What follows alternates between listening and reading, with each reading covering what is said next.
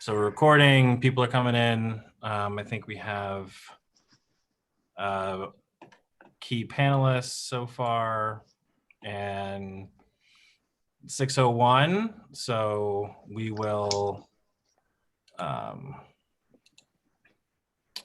give it a few minutes for more people to show up. I think we had over 250, getting close to 300 people who registered for tonight. So we're at 84 at the moment.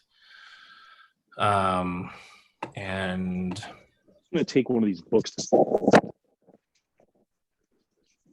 Jonathan, we're not live streaming, right? yeah, we're broadcasting right now. Oh no, but YouTube? Oh no, we weren't able to figure that out. Yeah. We're barely able to do it. Okay. Lara just wanted to know.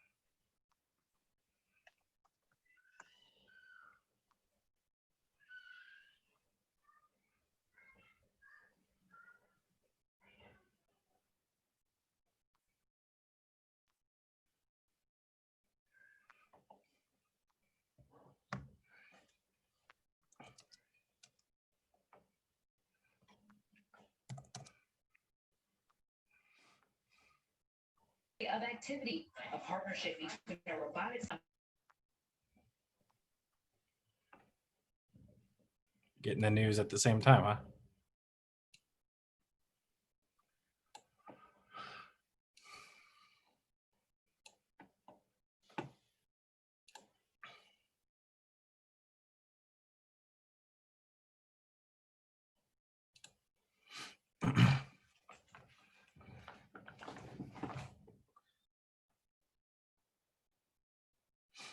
All right, we'll give it one more minute, maybe 2 minutes, and we'll get started.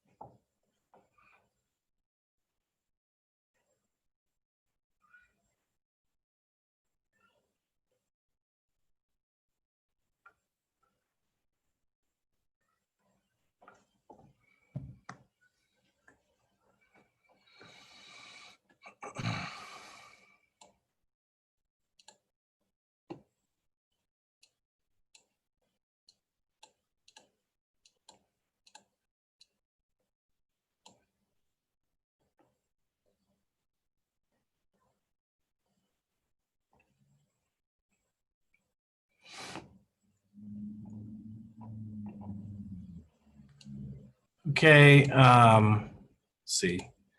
Think we can get started. 6:07, we have about 134 attendees. My interconnect table, so we may as well. Good evening, everybody. We hope you are well and healthy. We're glad to be back. Our last meeting was less than 2 weeks ago, actually. And we, along with our colleagues at Housing and Preservation Development and Environmental Remediation, presented an update on the Gowanus Green development proposal with the development team. We're happy then and are still happy to share that the news that the development will be 100% affordable and will have the latest best practices for sustainability and resiliency. In early October, it was announced that after 4+ years of planning work, the Gowanus zoning proposal would enter public review in January of 2021. The community board and others requested we provide updates and refreshers on the plan and proposal in order to prepare the board and community ahead of the official review period. So we planned a few meetings that could occur before or after certification, and this is the third one. And tonight we are here to give an update on key infrastructure pieces that the community has had a keen interest in over the years.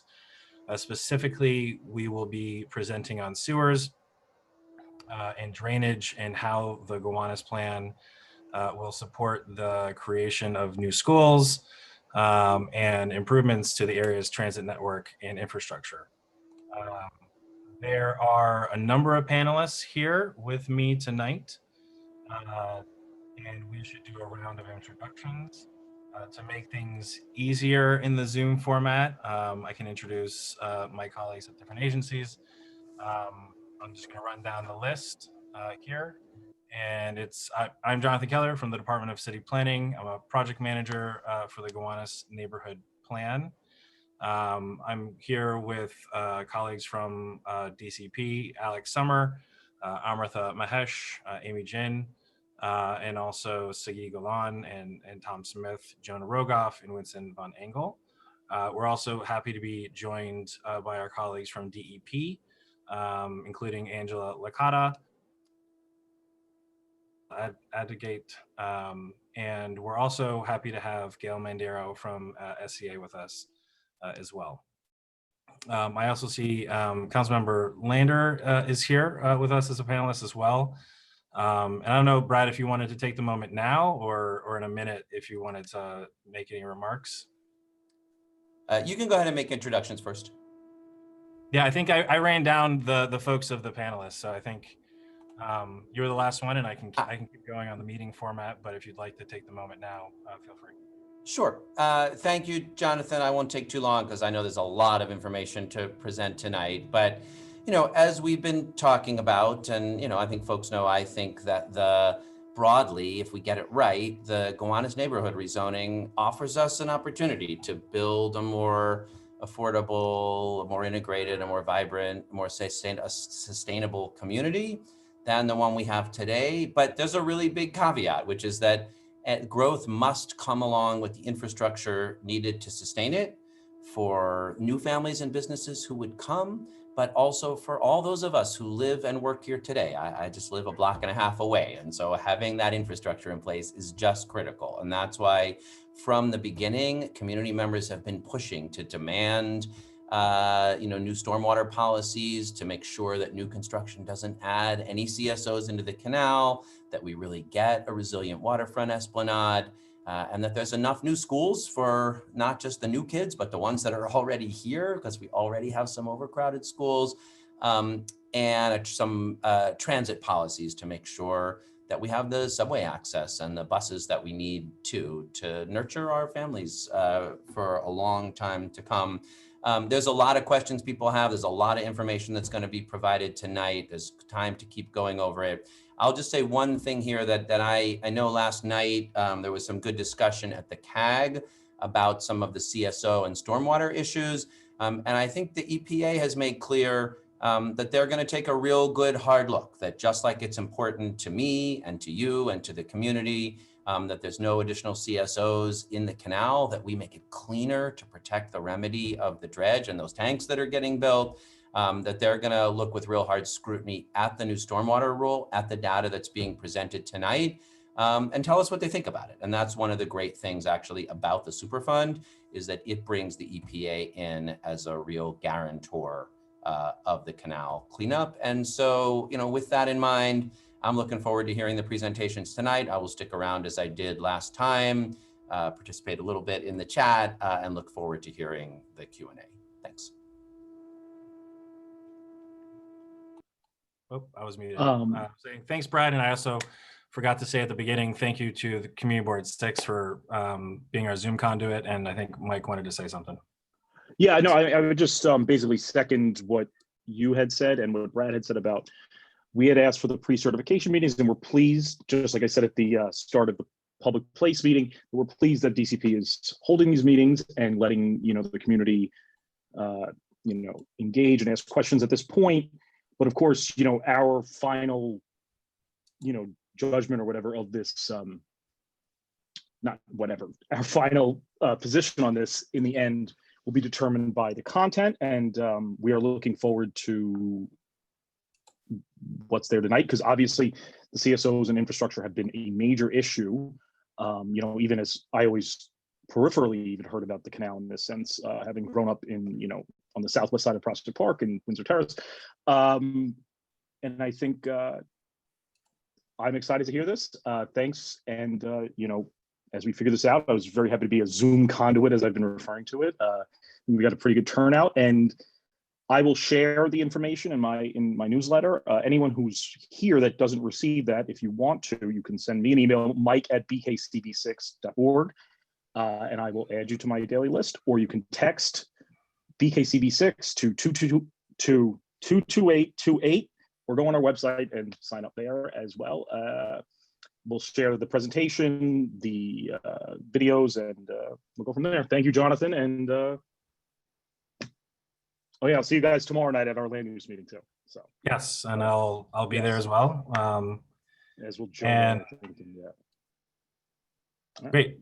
Thanks, Mike. I'd also recognize we have a representative, Richard Barak, many of you are familiar with, from the Borough President's Office, who was actually at our last meeting as well. But just with everything going on, I missed mentioning that he was also there. So thanks, Richard, for being here. Okay, so the meeting format tonight, I just want to go over it. If you weren't here last time, it's largely similar. But first, I just wanted to always thank you for taking the time out of your day. I know many of you are taking time out of your night from your families or jobs or hobbies to come here, and we have lots to talk about. And I've said this the past two meetings, it really is true, and it bears repeating for newcomers, others as a reminder. We are all here because we care about the future of our city and neighborhoods and want to shape that future. What that future could be not just for ourselves, but for future generations is the focus of our work and always grounds us in what we were discussing. A little bit of tonight's format. It's going to be a presentation with a Q&A session. The meeting we have running till 8 p.m. Like last week, we ran over, given that we started a few minutes late and the presentation went long. So we can certainly stay on longer than 8 and be flexible to extend our time to get more questions in. During the presentation, all mics will be muted. By now, you have seen that the chat function will be disabled, not the entire time, just during the presentation. And this is after feedback from our prior two meetings where a lot of people found the chat to be distracting during the presentation. We will re-enable it during the Q&A portion. And during the presentation, you can start submitting questions using the Q&A feature or emailing us at gowanus@planning.newyorkcity.gov. As a reminder, we are all human beings and we deserve each other's respect. And this includes the chat during the Q&A portion. we ask that we keep it civil and really edify tonight and help each other learn more and ask questions. The quick orientation for those new to Zoom. Jonathan, can I just jump in for 1 second on that? Yeah. On the chat point, I would just as a point of reference, I feel like people don't realize that like that is recorded, and like last time people said stuff about, you know, nothing but drug addicts coming to live there and things like that. So I would just recommend, like, when the chat does open up, to not do that, because like that is public and it's on our website. So I mean, I guess if you secretly or not so secretly harbor pretty classist and in my opinion sickening opinions, feel free to share them, but they're going to be made public. So just an FYI. Thanks, and sorry to interject. No worries. It's a good reminder. Mike and the community board have done a great job sharing these out. The presentation will be shared out, the recording gets shared out, and the chat transcript gets shared out as well through the community board's links and emails. So a quick orientation in order to understand how you can get involved tonight. There are 3 symbols that you may use. We will be taking questions, like I said, through the Q&A feature, checking questions in our email, but also through a raise hand function. If you raise your hand and you are called on, you will need to unmute yourself with the unmute icon. And when that is opened up, it'll be a first come, first served basis. Otherwise, you can start asking questions through email or that Q&A icon that you see below. Okay, so quickly, before we get into the new stuff, there are new people I'm sure that are on here. And really quickly wanted to let people know, in October of 2016, we launched our study of Gowanus. We asked the community how we should go about that. We came up with a 4+ year process. We held numerous meetings, both large and small, and the process led to the planning and land use framework that we released in June of 2018. That framework includes recommended land use changes to be implemented as part of an overall Gowanus neighborhood plan. The draft zoning proposal that we crafted subsequent to the land use framework will enter into public review in January of 2021.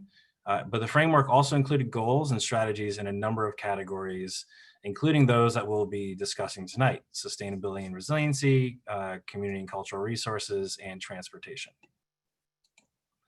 So first up, sewers and drainage. And before I kick it over to my colleagues at the Department of Environmental Protection, I just wanted to, as a reminder,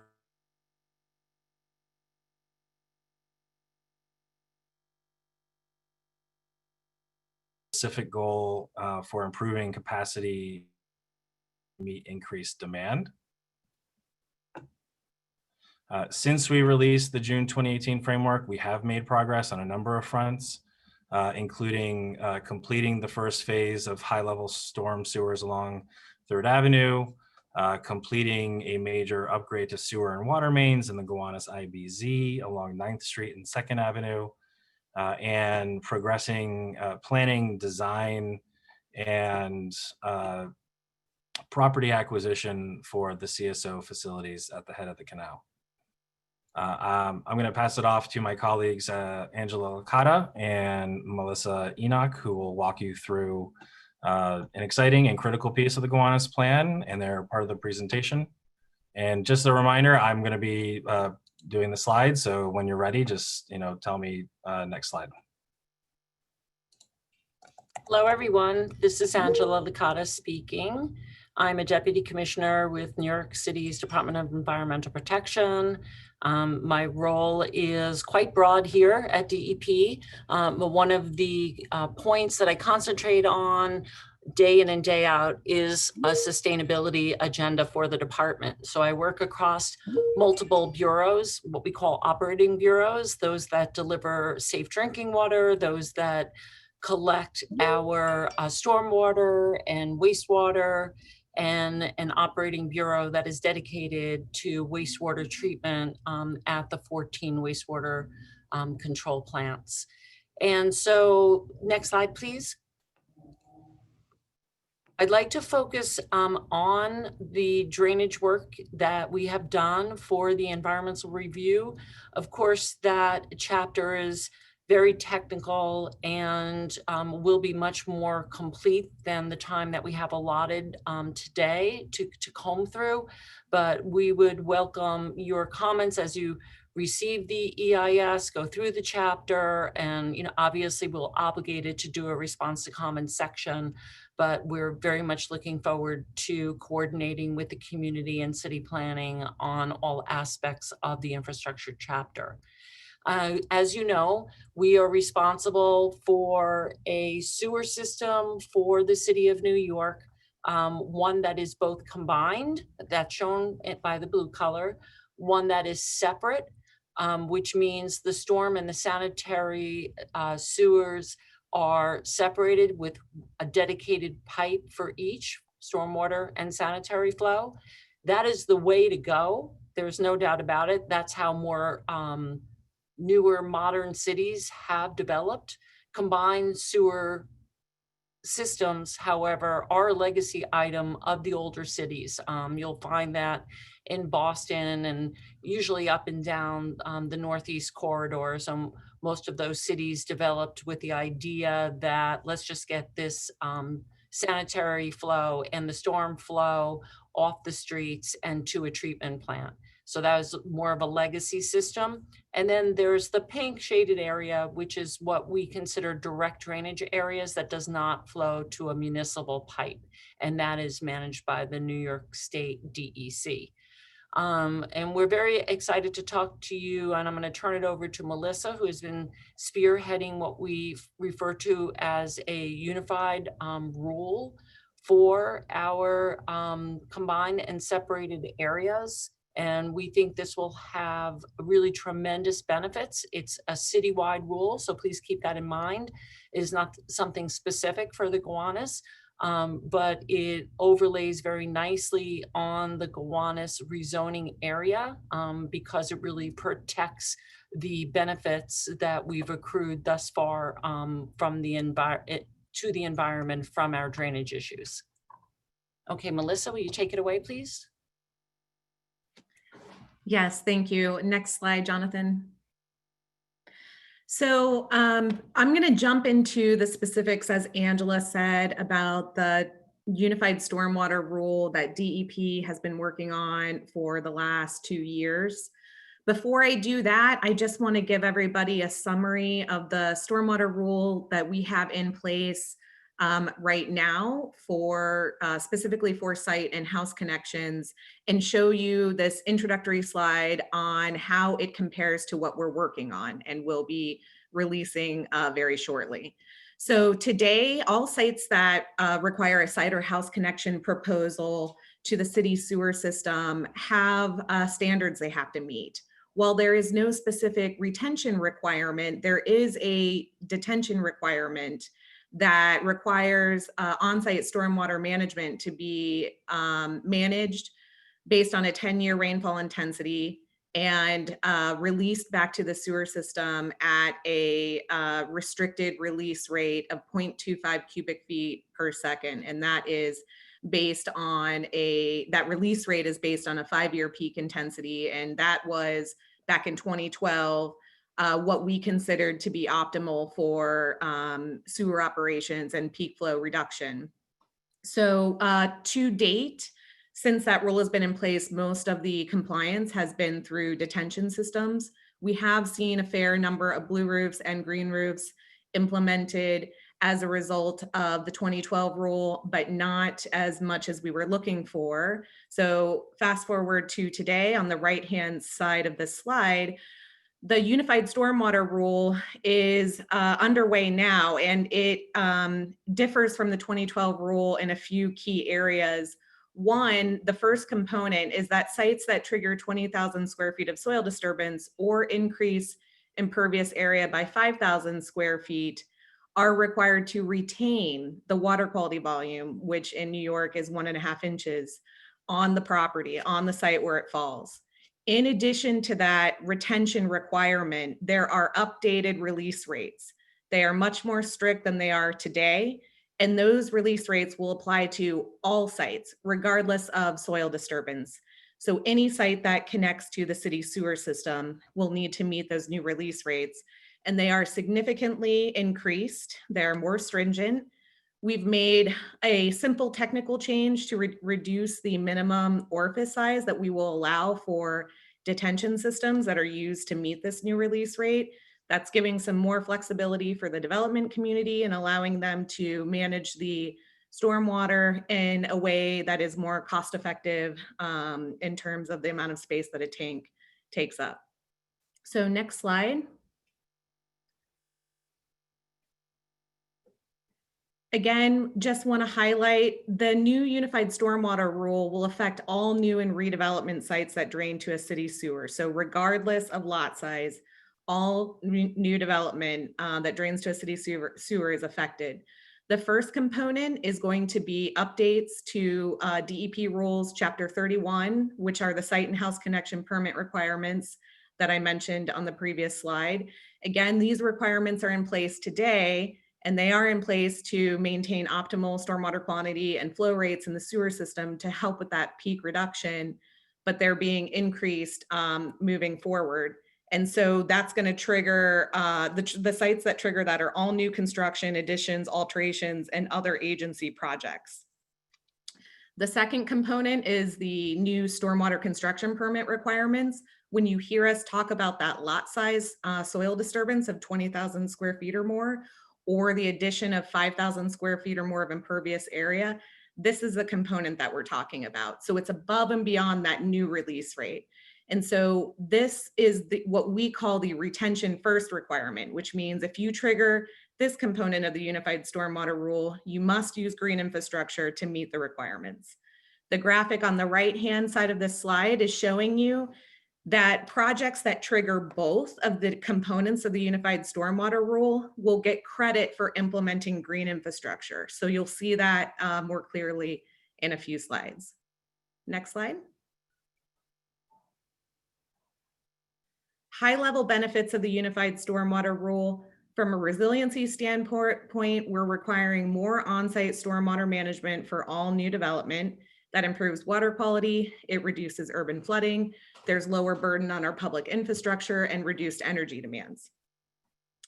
We have projected 362 million gallons of annual CSO reduction by the year of 2030 with the implementation of this new rule. That is helping us meet our green infrastructure program goal of 1.67 billion gallons per year by 2030 and is a significant part of our plan moving forward. It also increases green space because of that retention first requirement and supports the 2019 Climate Mobilization Act. On the right-hand side, we have some high-level points on the process. We are allowing for more flexibility in design options than we used to. We have new guidance coming out. This is going to establish a new stormwater design manual. We have better formulas and an easier application for site connection. This is going to minimize the time for the development community and make the review side even easier on the DEP end of things. And then we're going to create more consistency across the sewer areas, which makes it easier for development to plan, how to implement stormwater management practices, regardless of which sewer shed they fall in. So next slide. Okay, there's a lot of info on this slide, so I want to take a few minutes to go through it really closely. This is a implementation scenario of how a site in the Gowanus rezoning area might comply with the unified stormwater rule. DCP gave us this site as a typical lot to use. We did ask for a site that was large enough to trigger both components of the unified stormwater rule because we really want to hit home on the credits that we're giving to redevelopment that chooses to use green infrastructure to meet both requirements. But again, just because we chose a 40,000 square foot lot doesn't mean that's the only property that's going to trigger the rule. All of the properties will trigger the rule. This is just one that triggers both components. So we chose a fully constrained site. There have been a lot of concerns about how developers might meet the requirement if they have a complete lot line to lot line building. So that's what we chose here. For a site like this, it would be very typical for a project to implement a green roof and a blue roof for their water quality component, and then a detention tank for their sewer operations component. So this is a 40,000 square foot lot. It's in the combined sewer area. It's completely space constrained. They are implementing a 28,000 square foot, 4-inch deep green roof, along with a few blue roof drains on the rooftop. So under the current rule, there would be no water quality volume requirement. So there's no retention requirement in the current rule. The sewer operations requirement here would be managing 40,000 gallons in a detention tank at a release rate of 0.25 cubic feet per second. Fast forward to the new unified stormwater rule. This would require a 51% increase in the total stormwater management practice volume on this site. So the green roof, the blue roof, the detention tank collectively will manage 51% more than what's required today. In addition to that, which is probably the biggest win for this particular site, is that the detained volume, so whatever is not being managed and evapotranspirated from the green roof, is released back to the combined sewer system at a rate 63% slower than today. That is quite significant. And again, one of the things we did to help minimize the amount of space a tank is going to take up is reduce that minimum orifice size. So that allows for more flexibility. So essentially, the takeaway here is that the new rule is going to require more on-site stormwater management, more stringent release rates back to whatever is going back to the sewer system, and it requires green infrastructure. So this is green first, detention last, and then whatever you are sending back is significantly restrained. So the last note I'll say about this is that on the second to last bullet on the slide, we have a note that there's a credit given for the green and blue roof, and that's applied to the tank. And that is something the development community has asked us for many years. They're willing to do green infrastructure. They want to do green infrastructure, but they want to see how they can apply that volume that's being removed from the system towards a smaller tank. And we agree. So we found a way to make it work. And that tank is getting an 18,000 gallon credit. So it's slightly smaller than it would be today, simply because they're using green infrastructure. So next slide.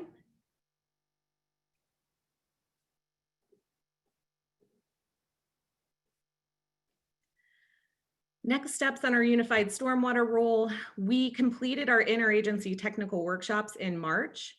We worked with City Council to pass intro number 1851, which authorized the expansion of the water quality volume requirement from MS4 to combined sewer area. That happened in August.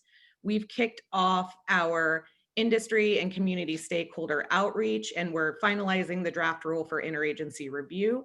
We expect to release the draft rules and the draft manual for public comment through CAPA in February and March. So we're excited to circle back to everybody and get out to the community boards and let everybody know about the rules when they're public. So I'll turn it back to Angela. Okay, back to me. Thank you, Melissa. Your leadership on this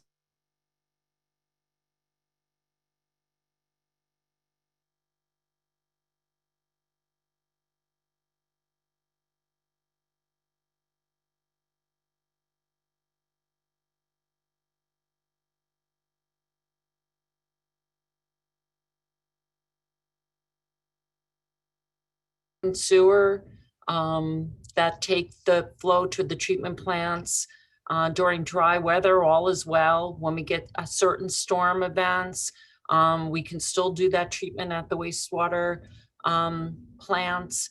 However, when we have those heavier rainfalls, we have the system overloading and relieving itself at these combined sewers. Maybe we should have spent a little time. For those of you in the community that don't really understand what a combined sewer is, I know most of you are really quite exceed my expectations in terms of how much you do, in fact, understand these issues, and you've provided invaluable, feedback to us on it, and we appreciate that. One of the things that we have done over time is we have kind of shifted from the idea that somehow the city could separate out all the sewers.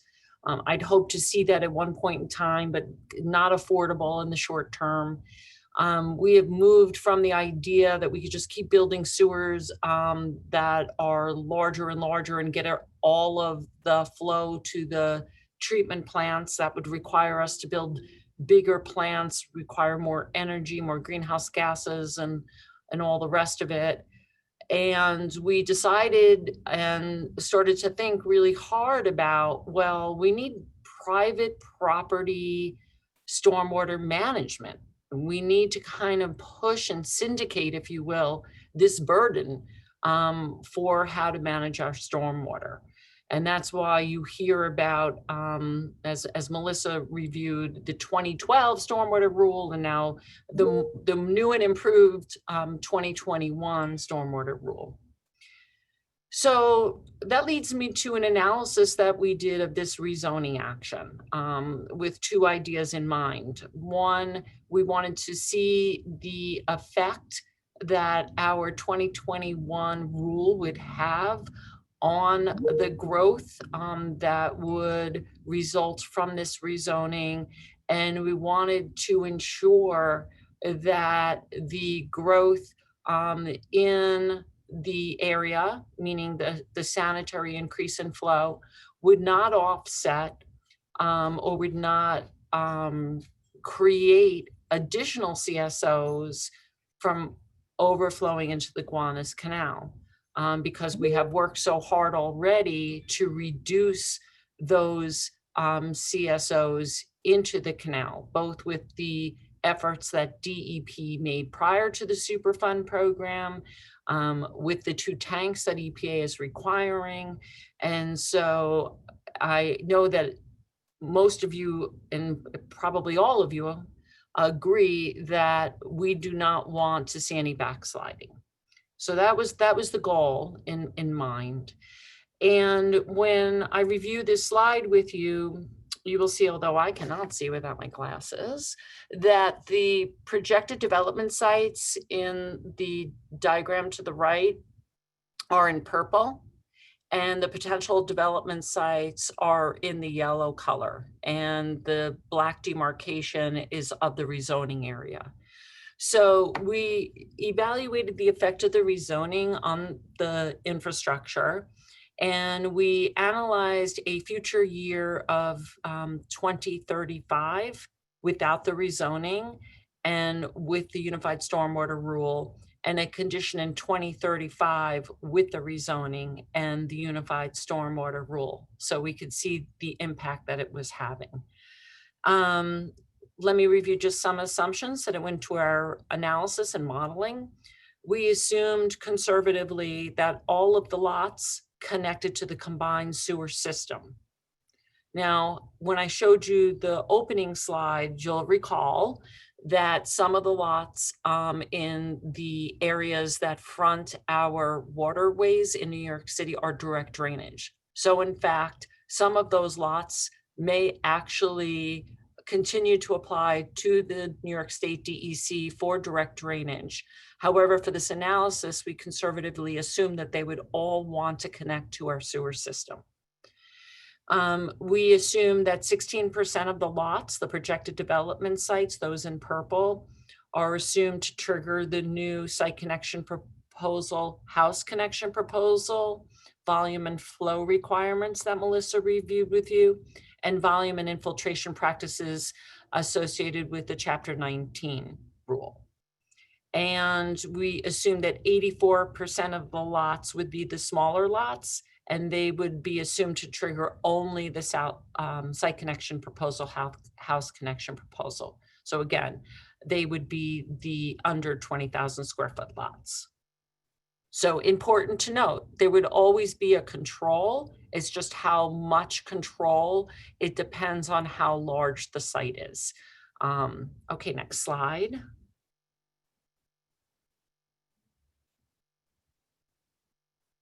Jonathan, next. Okay, here we go. So we have predicted that the CSO volumes to the canal will decrease with the Unified Stormwater Rule in place, because that management of the stormwater on those sites as they redevelop will offset the sanitary increases in flow.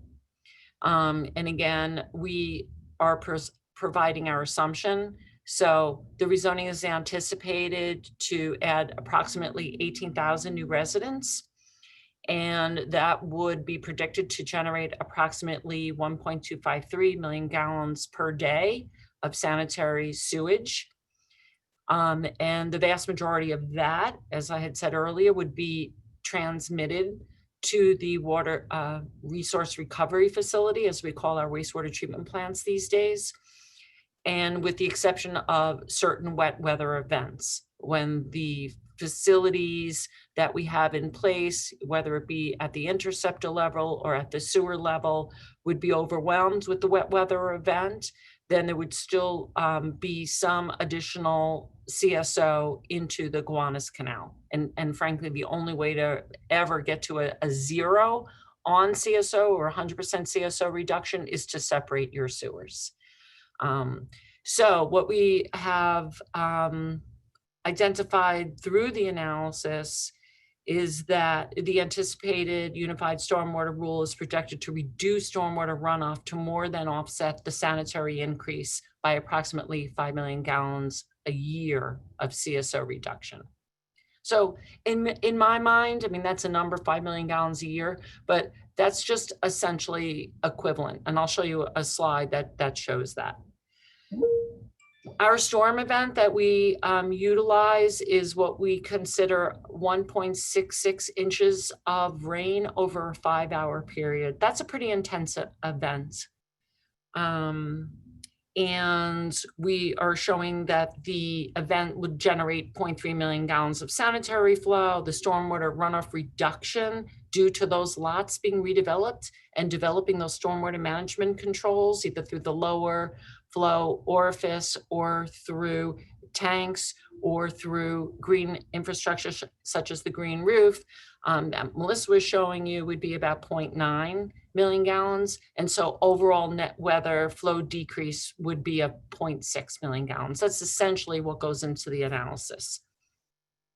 So the rezoning does not affect the city's ability to meet the requirements of the ROD. In fact, I will show you in a moment that we exceed the requirements of the ROD already, and we will not upset that reduction. Okay, next slide.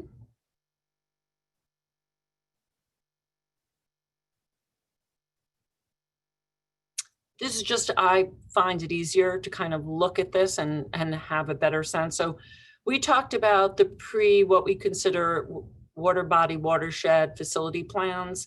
So prior to the upgrades that some of you may be familiar with at the Gowanus Canal pumping station, we had flows in the vicinity of 500 million gallons a year of CSO into the Gowanus Canal. And without the tanks, but with the improvements that DEP made, which included the upgrade to that pumping station, that also included some additional freshwater flow that came through the flushing tunnel. We included some green infrastructure and high-level storm sewers in the area. That is where we separated a portion of the flow that just falls onto the street in these high-level storm sewer only. And we've maximized the extent that we can do that in this area. So you can see that we were able to reduce the flows into the Gowanus Canal with those efforts to about 280 million gallons a year. And then without the rezoning and with the tanks, we see a nice reduction again to roughly about 100 million gallons a year.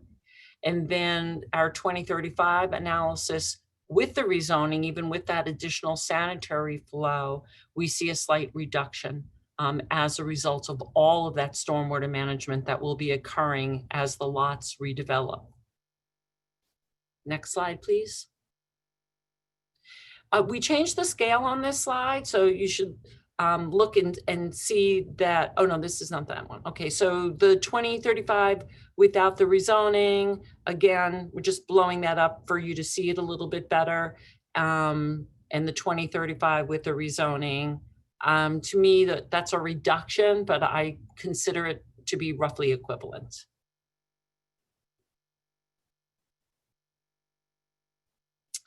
And here's where we change the scale. If you look at the y-axis there, you'll see that we start with 94, so you have a better sense of those volume reductions. Again, the modeling is predicting that 5 million gallon a year reduction.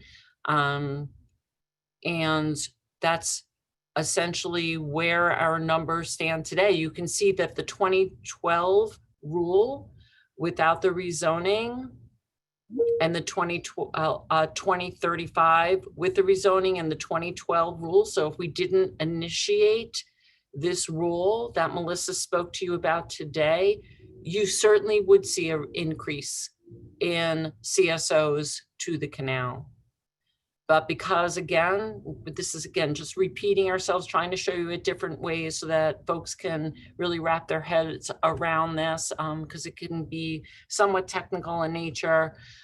Because of that off site management of the stormwater that's happening on those private properties as they come for permits to redevelop, we are managing that flow that is not going to be seen by the sewer system in the cases where it cannot all be managed on site, either soil conditions or other issues, or in the case where we have those smaller lots where you won't get the green infrastructure or the less than 20,000 square foot sites.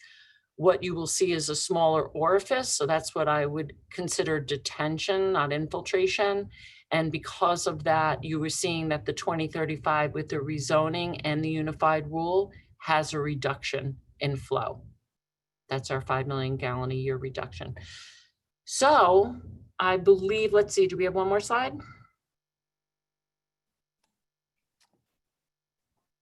No, I think it's back to me. Okay, well, hopefully we can get into a little bit of question and answer. It's hard when it's not an interactive, dynamic discussion, but I do appreciate everybody's time, and I hope that was clear for all of you. Thank you. Thank you, Angela. And yes, we're going to get to some questions as soon as we can. I'm going to talk about the schools tool here and then our transit bonus quickly. So along with planning for stormwater and drainage, we've also been working closely with our partners at the SCA and DOE on school planning. This is something we've been hearing about for a long time and since the beginning of the study, and it's also featured as a key goal and strategy in the framework chapter on community and cultural resources.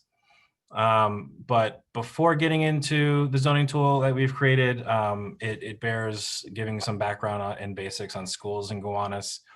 The Gowanus rezoning area covers portions of 3 school districts. Community School District 15 covers the rezoning area covers portions of subdistricts 3 and 2, and also a small portion of Community School District 15, subdistrict 1. The majority of the development anticipated in Gowanus is within CSD 15-3. About a third or so of the development lands in 13-1, and very little lands down in 15-3. Here's a picture of Community District 15 from the D15 diversity plan. It stretches from downtown Brooklyn to Sunset Park. As you know, it's one of the most currently socioeconomically and racially segregated school districts, in part due to the segregation in our housing stock.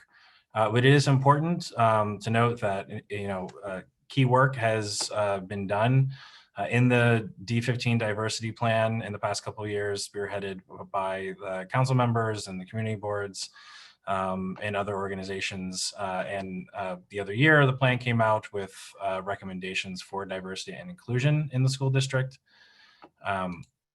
We should also note that new housing in Gowanus, coupled with new schools, will make not only for a more integrated neighborhood, but also a more integrated school system. So real quick, how are schools planned for in general? We got some of these questions the past couple of years, and so I figured to add a slide for it. For the children to be produced and come of school age. There's a lot of monitoring of development trends that goes into school planning. And once it's determined that a school need exists, the SCA and city act to provide seats and can do so in a number of ways. Through outright purchasing of property to construct schools, leasing and renovating space, or doing add-ons to existing schools. And here in the area, we have a couple examples. There's an add-on to PS 32, which also includes the underway school rezoning process, and the standalone school, new school in the past decade plus at Baltic and 4th Avenue. The Gowanus plan can help facilitate new schools through zoning that encourages developers to include new schools in their mixed-use developments. This zoning proposal will include a special district. We went into this the other couple weeks, a month ago. Special districts allow us to create special tools and regulations that are tailored to the needs of the area. In response to the anticipated need from a growing population, we've come up with a special tool, a school's zoning tool, that allows the largest sites that can handle and accommodate a school in its base, to exempt up to 60,000 square feet of school space as of right. On some along the canal who are large enough to accommodate a school in their base building heights, the maximum heights could rise by 4 stories to accommodate that school without compromising the urban design principles that guide building forms along the canal. We do acknowledge that not all the sites in Gowanus are canal sites, and some sites have unique programming or may have unique programming or site conditions, or they may assemble differently over time. And so we're also including a discretionary action whereby a owner developer may seek additional exemptions and height and envelope relief. This would require additional review from the community board and city planning commission to determine if the relief is necessary and appropriate. Also, note, a discretionary action includes its very own environmental review and public review process. Okay, moving on. And remember, we will have questions and answers. You can email us or use the Q&A Zoom function. I see we have a number that have come in. Quick background and history on Gowanus that's related to land use policy is transportation policy and vice versa. They are inextricably linked. It's something that gets missed by many in the general discourse on transportation and infrastructure, but it really does need to be underscored here. Gowanus historically was a naturally occurring mixed-use community. This led to a naturally walkable neighborhood where people, homes, and jobs were nearby. As the heydays of the canal as a working waterfront for freight waned, the subway system was expanding and changing the face of the city and the neighborhood. By 1950, the canal was handling a fraction of its previous freight volume. Structural changes like suburbanization and other global changes in production led to a decline in industrial activity throughout the city and around the canal. Up until about 1961, when the zoning resolution was updated, Gowanus was actually allowed to grow and evolve naturally. But in 1961, with that update, new residential was prohibited from being built next to the shops and businesses it had historically been allowed to do. So up until that time, housing was built as it was needed next to the businesses and jobs. As you can see here, the neighborhood is well served by transit. The Gowanus rezoning would align the land use regulations with the transit abundance that this and nearby neighborhoods enjoy. As leading climate experts point out, if we're going to really tackle climate change and make our city more sustainable, we must make room for more people and do so in smart ways, proximate job centers, near transit, and other modes of transportation. That's not to say that transit infrastructure does not need improvement today. Additional population growth will need to be planned for, which is what we are here doing today. What we are talking about and what needs to be reckoned with is that the transportation network around Gowanus can be leveraged for more people and jobs. A key place where subway improvements can be made is along 4th Avenue.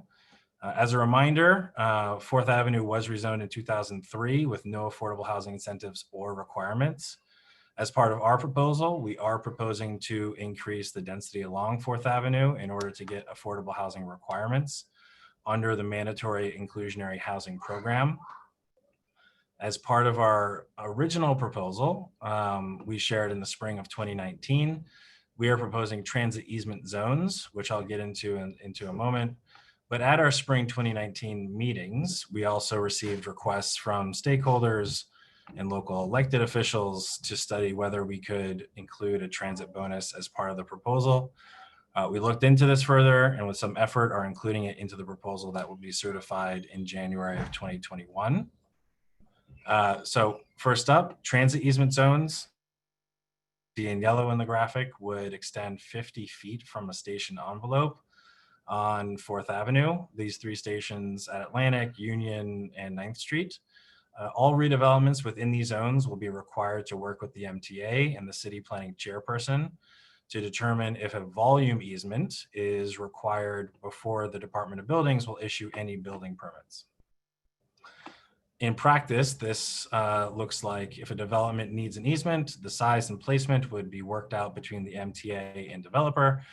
The space would be dedicated for whenever the improvement can be made in the future through a legal instrument that runs with the land, which is just a fancy way of saying it doesn't go away if the developer sells the property. So the transit bonus that we've worked on would be applicable to a 500-foot buffer from the station envelope along 4th Avenue. The special district would allow the City Planning Commission through a discretionary action to increase the density and height up to 20% in exchange for funding and constructing significantly improved access like elevators and stairs, but it could be other improvements at subway stations along 4th Avenue. We've also made it so off-site improvements can be made. We want to cast as big of a net to make sure the improvements are made. So a site does not have to be necessarily on top of the station where a new entrance can be built, but could fund and construct an improvement at a station on a different piece of land in exchange for that floor area bonus. So to recap, the Gowanus rezoning and anticipated new development would mean a cleaner canal. The rezoning proposal would also support the creation of new schools as new homes and population increase. And the proposal would also encourage private developers to help build new transit infrastructure in return for an increase in floor area. So now before we head into a quick break as we get ourselves situated for the question and answer session, just want to make sure you're aware of sort of the next steps. We are planning to certify the rezoning in January. We also plan to come back to the community board for a MIH and affordable housing presentation. That could very well be in January before or after certification. And we're excited to be here again and take your questions. And so with that, I will we'll take a 5-minute break and we'll be right back.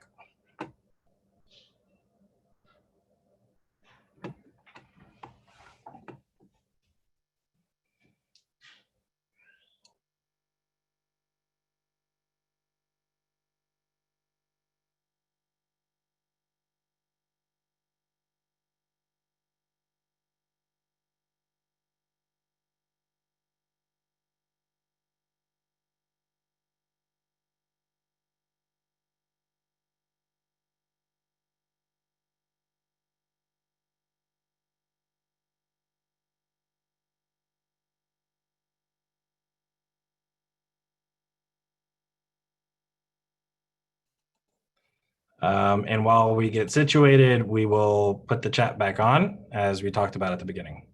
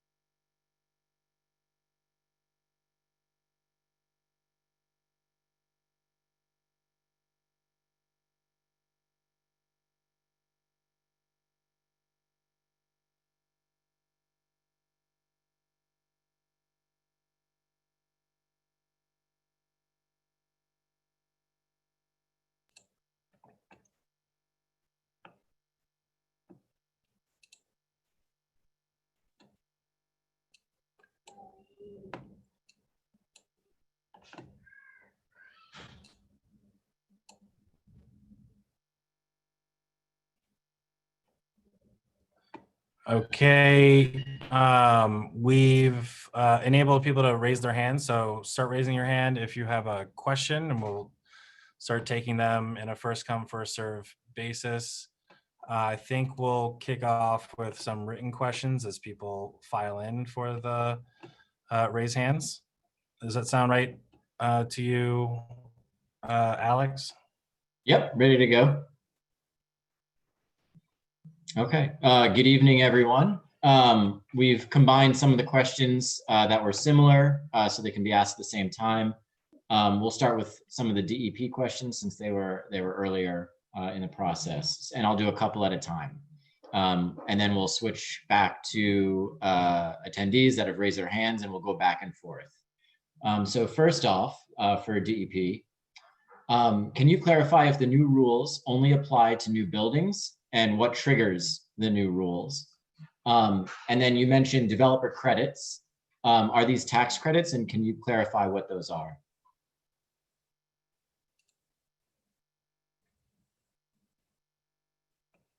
Hi, sure. I can take those. I'm just looking for those one more time. Can you repeat the first part of it? Absolutely. So do the new rules only apply to new buildings? Oh, right. And what triggers the new rules? Right. So as I mentioned in my part of the presentation, there's two components to the Unified Stormwater Rule. So depending on the type of activity being undertaken, a property will trigger one or both components. So if a site needs a new house or site connection, then it will trigger the site and house connection modified rule. And similarly, if it triggers 20,000 square feet more of soil disturbance or increases impervious area by 5,000 square feet or more, it triggers the second component of the Unified Stormwater Rule. So effectively for this area, any of these projected redevelopment sites will, as long as they are draining to a city sewer, they will trigger either one or both of the Unified Stormwater Rule requirements. So hopefully that's clear. And then the credits that I mentioned, they're not tax credits, they're volume credits. So the way that our stormwater regs work today is that the way that they're written is primarily so that a developer can plan their site and know exactly how much stormwater they are releasing to the combined or separate sewer system and at exactly which rate. And that is what they go ahead and plan for that certainty. They build a tank to manage that volume and that release rate back to the city sewer system. What we're doing in the new rule is we're saying you still have to build a tank for your sewer operations requirement, but if you build green infrastructure in addition to that, you can downsize that tank. You can take credit for the volume, not all of the volume, but a portion of the volume that DEP feels comfortable is never going back to the sewer system because it's being managed either through infiltration or retention. And so therefore, that tank they're building is downsized to allow for that credit from the green infrastructure. So it's not a tax credit, it's a volume credit. And it's something that the development community has been asking us to do for a long time because tanks do take up valuable real estate space. And we acknowledge that they're not always being used to the full size requirement if they're doing some other practice on the property that's removing stormwater from the site. So now there's a way to apply that. Great, thank you. Do a couple more for DP, then switch to hands up. So can you explain how the new stormwater rules will be enforced? And what happens if the green infrastructure is not maintained? Yeah, that's a good question. So again, two components to the Unified Stormwater Rule. The component that triggers the water quality volume requirement that requires retention has its own enforcement authority process, and then the site connection and house connection requirement has its own enforcement process.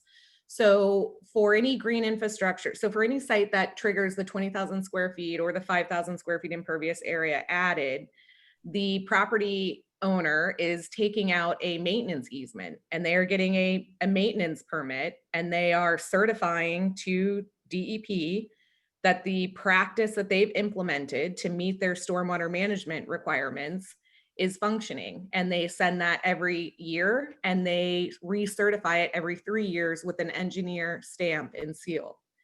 And there is a fee associated with that maintenance permit. And we have a review team. We also have an inspection team, and we also modified our rules to give us the enforcement authority to get onto properties to inspect the assets being constructed. And so that, you know, there's a similar process in place for the site connection program. But at the end of the day, if you don't get your site connection, if you don't build your tank to meet your site connection requirement, you don't get your site connection, and therefore you can't get your DOB permits. So it's that process is sort of very clear in that you can't finish the construction of your project unless you meet the site connection requirements. So we feel very comfortable with the compliance under the new Unified Stormwater Rule.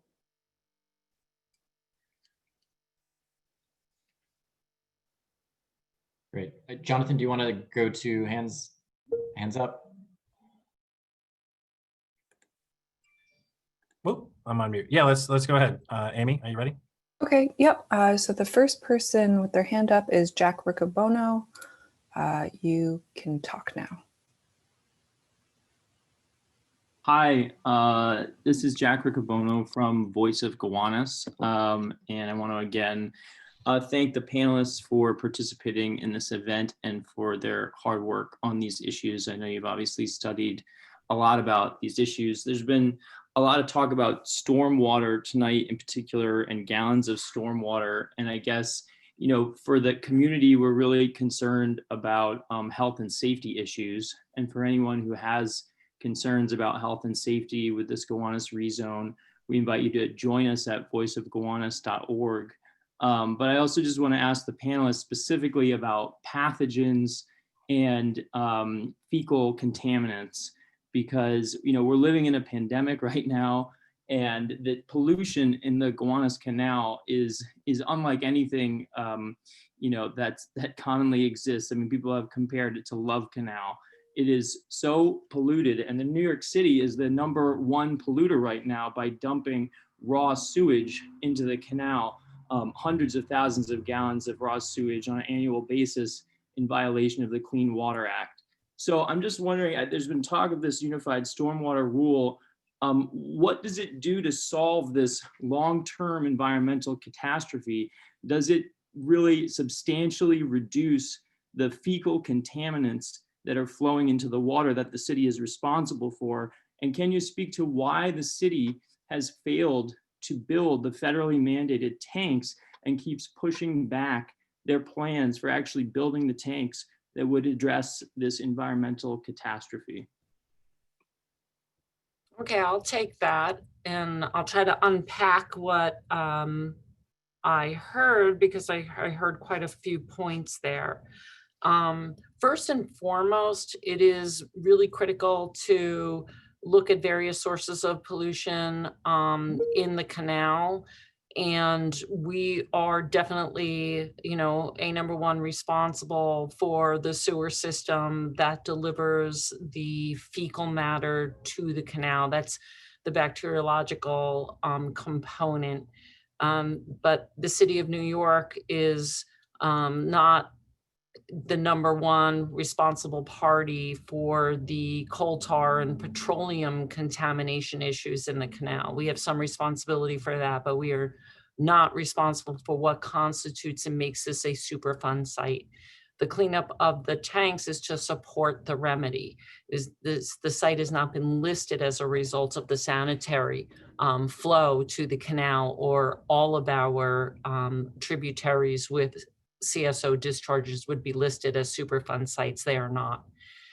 Secondly, we are in compliance with the Clean Water Act, and we are predicting that and trust me, I always want to say this, I'm not defending combined sewer overflows. They are egregious. It's disgusting. I've seen them when they occur. I am not in defense of combined sewer overflows. If as a city, we could afford to separate the system tomorrow and we could handle that rate shock, I'm all for it. You know, if we want to rip up the streets and get that done, you know, there will not be a cheerleader more aggressive than myself, but it's just not affordable. So we have to grapple with this issue. And frankly, we have to deal with it on these increments. And we've been trying to deal with this as best we can throughout the entire city where this occurs, not just in the Gowanus area, because it is a problem everywhere it occurs. So just getting to your point, when we looked at the volume reductions in the combined sewer overflow, and I showed you those blue bars before, we're roughly predicting that as a result of that reduction in combined sewer overflow from the work that DEP has done, together with the work that the EPA is requiring, the additional requirements, that we will be meeting on a average geomean basis. So not each and every time we have a 100-year storm or 50-year storm or a major event that's going to lead to some additional CSO overflows. But on average, on most conditions, we will not be triggering bacteria loads that are inconsistent with primary contact or inconsistent with secondary contacts. That's just how the canal is typically enjoyed by kayakers and boaters. So that's just really important to mention, and we'll be able to produce that analysis in the EIS. But we have produced that analysis already. If you're interested in the public record on that, there is some information already in the Gowanus Canal Long-Term Control Plan that is available on the DEP's website.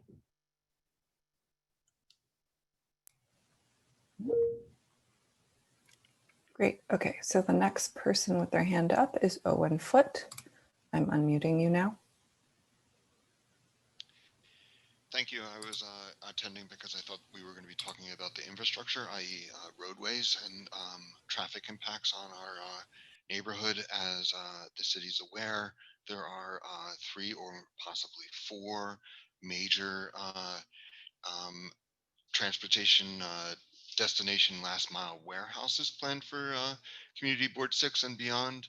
And I don't understand if the environmental impact statement is inclusive of that volume of traffic. And also, second, I guess, is when will the actual map filing and discussion occur, or is that also part of the 9-month ULURP process? Thank you. Before we, Owen, can you clarify that last part? When is the map? I'm sorry, I missed that. And can you unmute yourself? Sorry, is there a filing of the map in advance of the certification of the ULURP, or is it concurrent? I understood. Sure. Can you elaborate on? I'm not.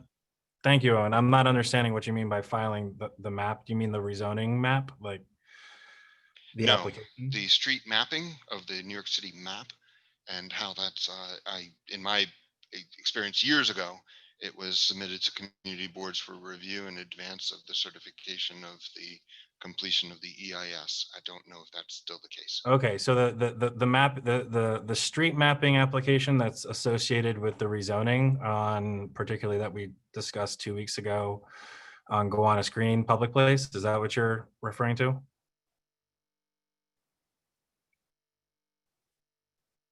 I think you need to unmute yourself again.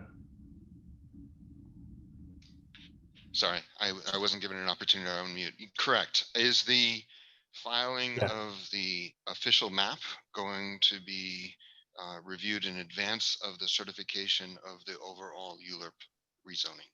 Sure, thank you. And I'm sorry having to go back and forth on that. There's a lot of jargon and terminologies, and sometimes you have to take the time to make sure you understand each other. Sorry about that, Owen. Good to talk to you, and also everybody else. Apologies for that back and forth. So yes, as we noted 2 weeks ago, there are street mapping, park mapping, and other actions related to the city map. Those do need to be filed before certification in order to allow for utilities and agencies to review them. Those maps have been filed. They were filed the other week, and they're not referred out for official like votes and comments or action necessary from the community board or others. But it's a necessary minimum number of weeks. It can be a couple of months process. And so since we are identifying January for certification, we needed to file those maps, which we have done. And we anticipate them running with the overall rezoning when we certify them.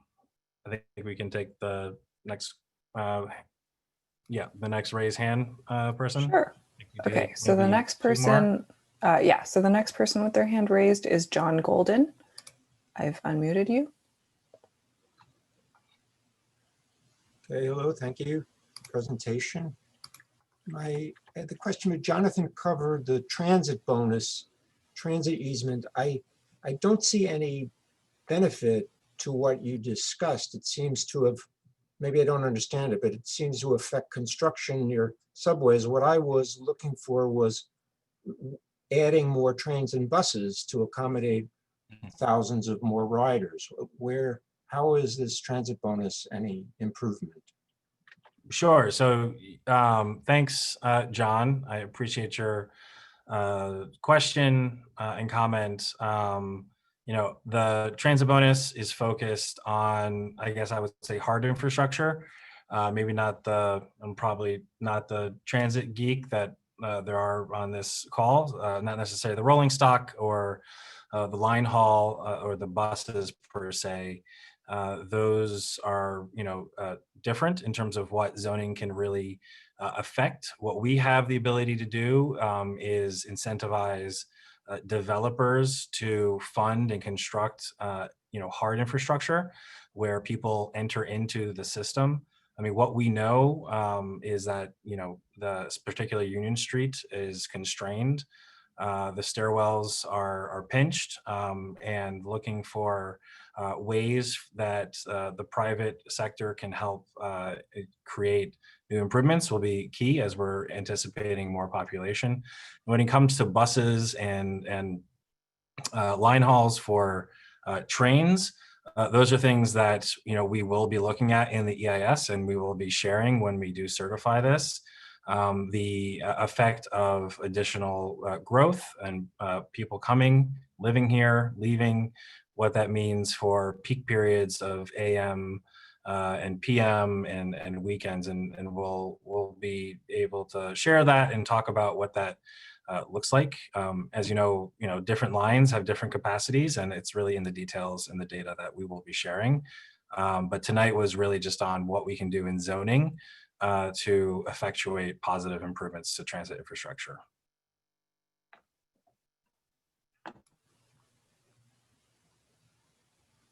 All right, so the next person with their hand up is Andrea Parker.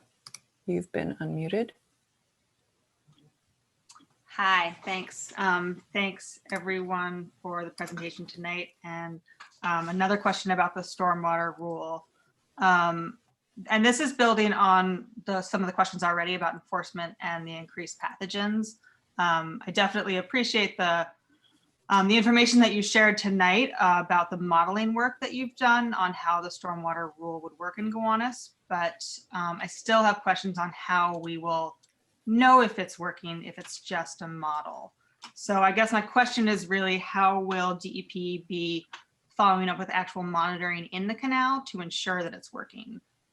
Will the city install sensors on outfalls to measure the amount of CSO that's coming out, do regular water quality testing, report back to the community? What are the goals and strategies that the city will use to actually ensure that this is working?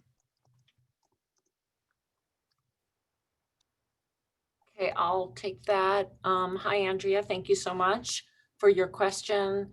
And I think there's a couple of ways in which we can really be certain that we're hitting the desired objectives here.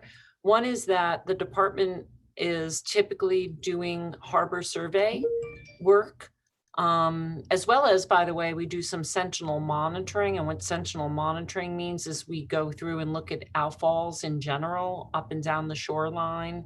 And I believe we get to every piece of the shoreline every 3 years. So that's certainly not as good as we'd like it to be, but it's pretty resource intensive. I've done it myself. That allows us to look at not only the municipal outfalls, but also other outfalls that are either on private property. Some of them are industrial, in fact, and we will report any, what we see as maybe illicit activity to the state for enforcement.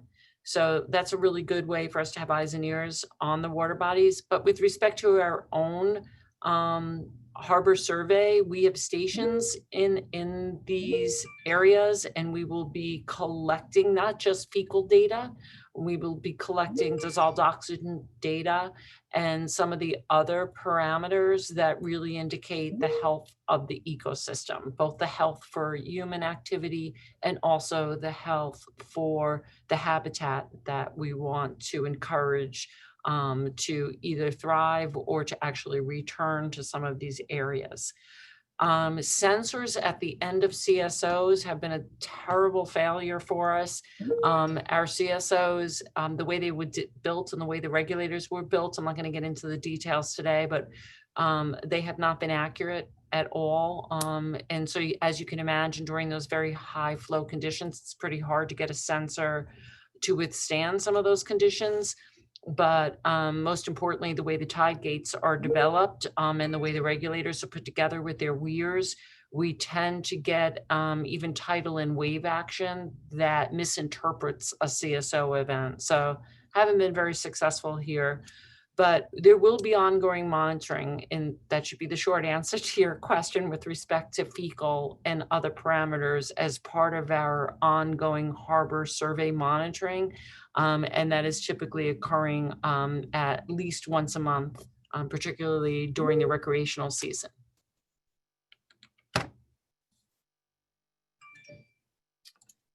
Okay, I think we're going to go back to written questions. Just a reminder, if you want to ask us a question, use the Q&A function or email us. And I think some people are putting questions in the chat, but we are looking at emails and the Q&A for questions. Great, thanks. Okay, these are going back to DEP now.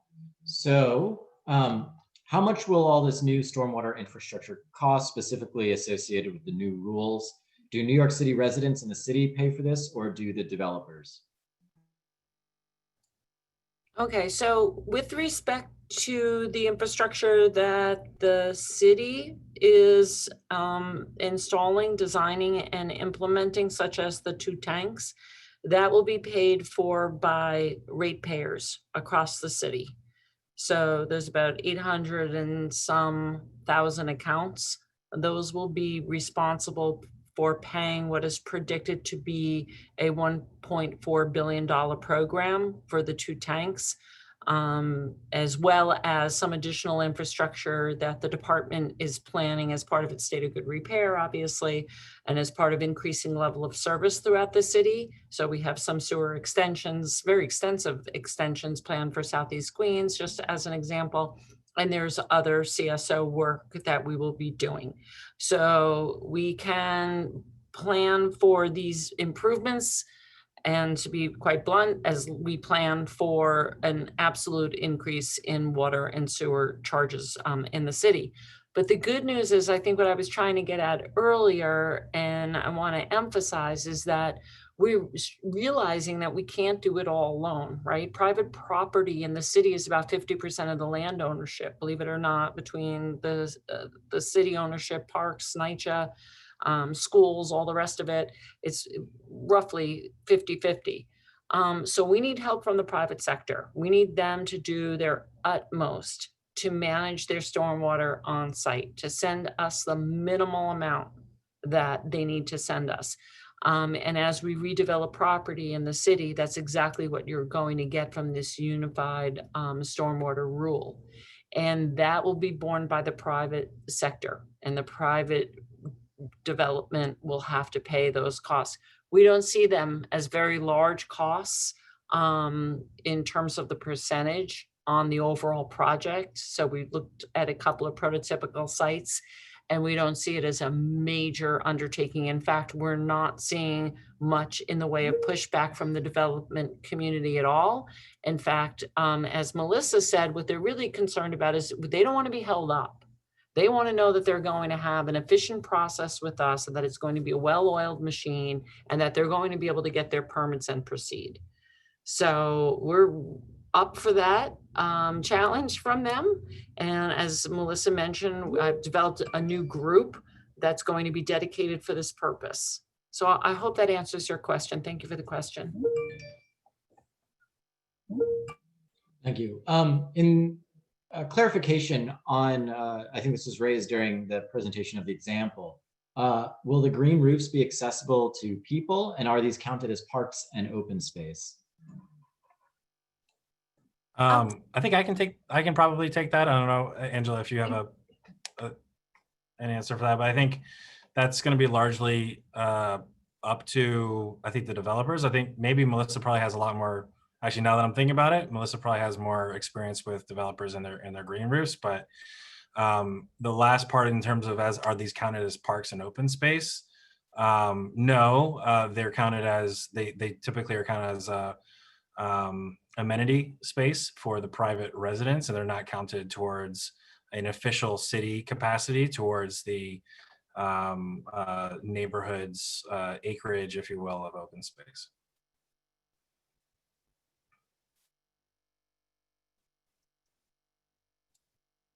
I don't think there's much to add there. I think that's right, Jonathan. From our perspective, it's going to be up to that private property owner, how they're going to allow access to their green amenities. Our green infrastructure program is pretty diverse at this point. So for instance, when we put money into a schoolyard, that schoolyard then is available for the neighboring community.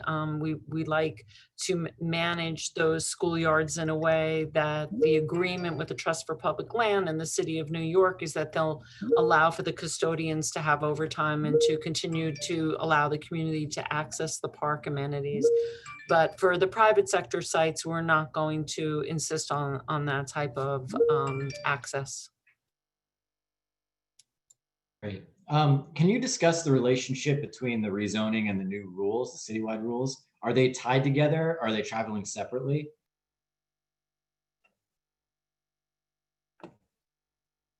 Sure. They're in. Oh, Jonathan, by all means, go ahead. No, I was going to say if you could repeat the question, because I misheard the first part. So. Sure. Can you discuss the relationship between the rezoning and the new citywide rules? And are they tied together? Yeah, I mean, I can answer that, but actually I feel like that's DEP's wheelhouse if you want. Sure. The rule is independent of the rezoning. Obviously, we're pushing as hard as we can to get it in place. We gave you those dates, and I have paper here. We had to get authority from the city council to develop the rule. We're now in the process of going through those rule changes with the REBNY and other stakeholder groups. And we're going through the process of what that new rule means to other city agencies that will also be regulated by the rule. And we hope to have the final rule along with what is a very important companion document, which is the manual that tells you how the rules should be applied. Rules are only good if they're being followed and they're understood. So that manual is important. That will get to the law department this month.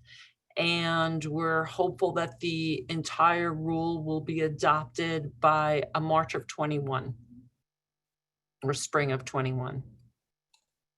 Yeah, that's right. They have they work together. They have independent utility. I think I would just highlight some things that I would, related, but also very unrelated to the specific, rule per se. But this came up a number of times early on in our planning process in the working groups and elsewhere about, what are the benefits of a neighborhood study? What are the benefits of doing this kind of a process? And we've been working at this for years now, 4 years, and we've been coordinating with the community, listening, hearing the concerns about growth. And we've been working with our agency partners, including DEP, very closely. There are things that happen in a neighborhood plan that are directly related and respond to growth, and they're like capital projects and other things that we'll probably get into during ULURP and towards the end of ULURP. But there's also something that's really special that happens in these studies that takes time, and that's just the alignment and understanding between government agencies about what is going on in the community and having relationships with people. And I think while this is a citywide rule, I believe Gowanus has had a outsized effect on our ability to make this happen, as this is case in point how development will be part of the solution. If you look at the surrounding communities, Park Slope, Orem Hill, Carroll Gardens, that's where the sewage is coming into the canal, and through new development in this rule, we'll be able to make it cleaner. And I think that was something that really was part of the long coordination that we had, and was really helpful in moving both the rezoning and also the stormwater rule together, even though they are of independent utility. So. Okay, thank you, Jonathan. One more question, and then we'll go back to the raised hands. In one of the earlier charts in the presentation, the combination of the citywide rule and the rezoning showed a decrease in sewage and discharge. Is there a point in time that no sewage will be discharged into the canal in the foreseeable future?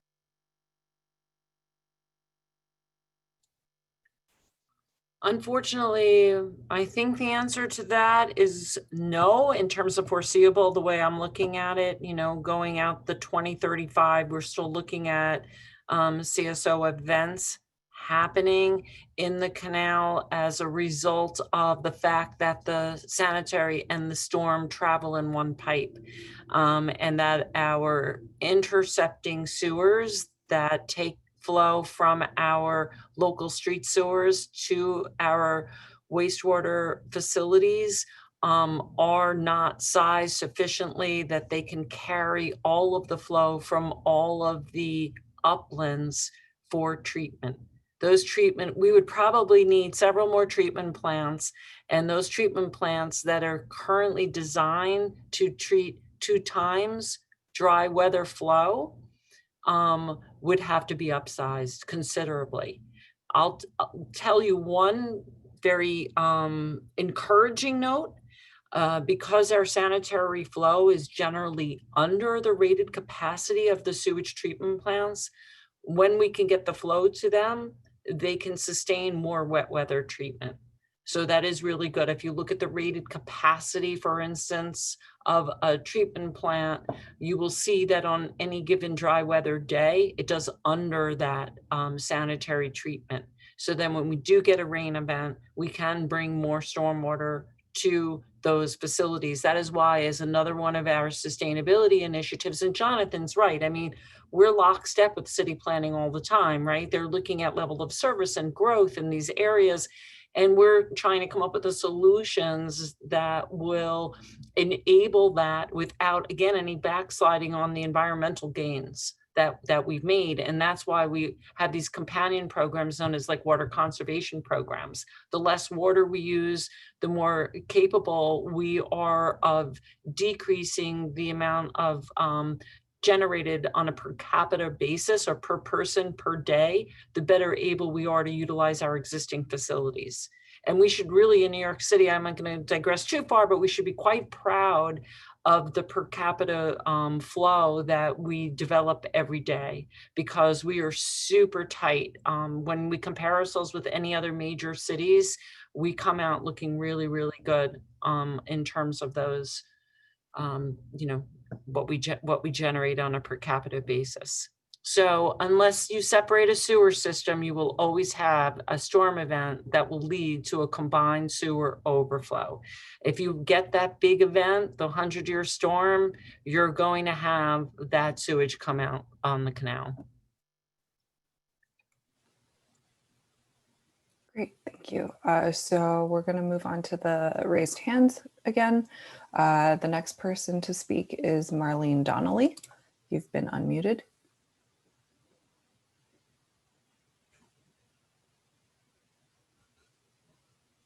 Marlene?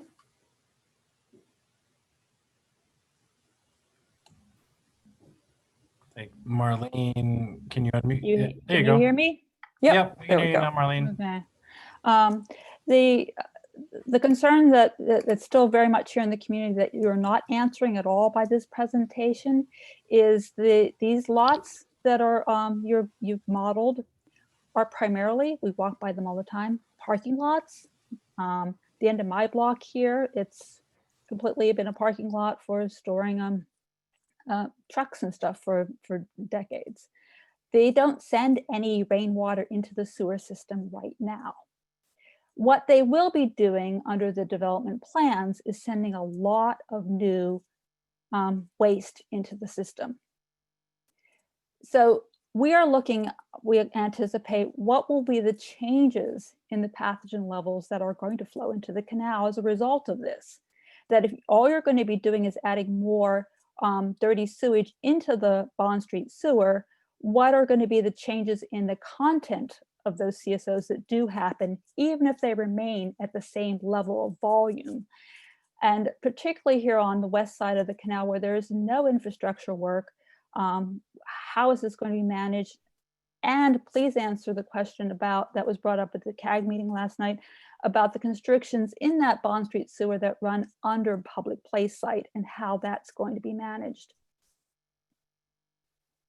Okay, so thank you for your question. I'm going to answer the first part of it by repeating what we showed in our slides. We have generated the dry weather flow increases from the development lots that are predicted to occur by city planning. So any of the increases in growth that would lead to sanitary flow for each of those projected development lots was calculated and is considered. At the same time, we subtracted the stormwater flows that would be managed utilizing the Unified Stormwater Rule, and that is a net reduction. So that was our math, and that is the analysis, and we tried to peel that back a bit tonight and show that in our slides. There will be more detail about that in the EIS chapter. And I believe the second part of the question was about the Bonn Lorraine sewer. There is no work proposed currently for reducing the restriction in the Bonn Lorraine sewer. That is a very important project to get to at some point, but we anticipate that would be hundreds of millions of dollars and require several pump stations in order to resolve that flow constriction. That will not be exacerbated by the rezoning, but unfortunately, we do not have plans at this point for the amending the drainage plan. And again, that really just comes down to the seriousness of that issue versus some of the other competing needs within the city.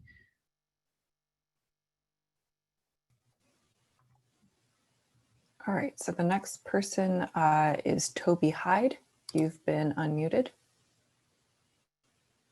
Oh,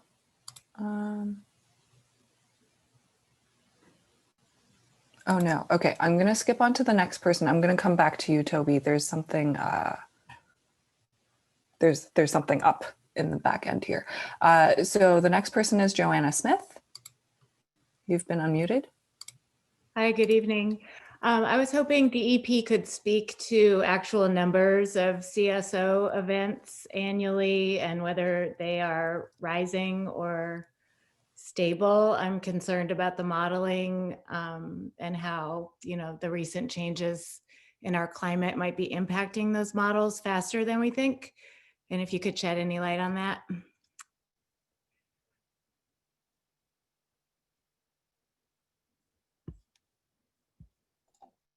Thank you so much for that question. Just looking for some notes actually, but I'm going to go off the top of my head a bit. So if you follow our long-term control program, that is our program that is a citywide evaluation of the combined sewer overflow issues and what we aim to do to reduce those combined sewer overflows. So when you look at that over time, for the last about 10 years or so, we've spent over $4 billion on programs designed to reduce the annual volume of combined sewer overflow events. And we've been able to move the needle pretty well. I mean, we're looking at somewhere in the vicinity of 75% capture for CSOs. And we have, with the Green Infrastructure Program, another $1.5 billion that is being spent just on the green infrastructure. So we're looking at, with all of that spending combined, about an 83% reduction in combined sewer overflows. And with the new long-term control plans, those are the current capital projects that we would like to implement. We are looking at an additional $6.2 or $6.4 billion of investment over the next 20 to 25 years that will be required, and that will only take us to approximately 87% capture. So again, we're seeing some diminishing returns for our efforts. And that is because as you start to get into the more and more less economy of scale, we've hit the locations where we can get major capture. And so we get a lot of benefit for the dollars spent.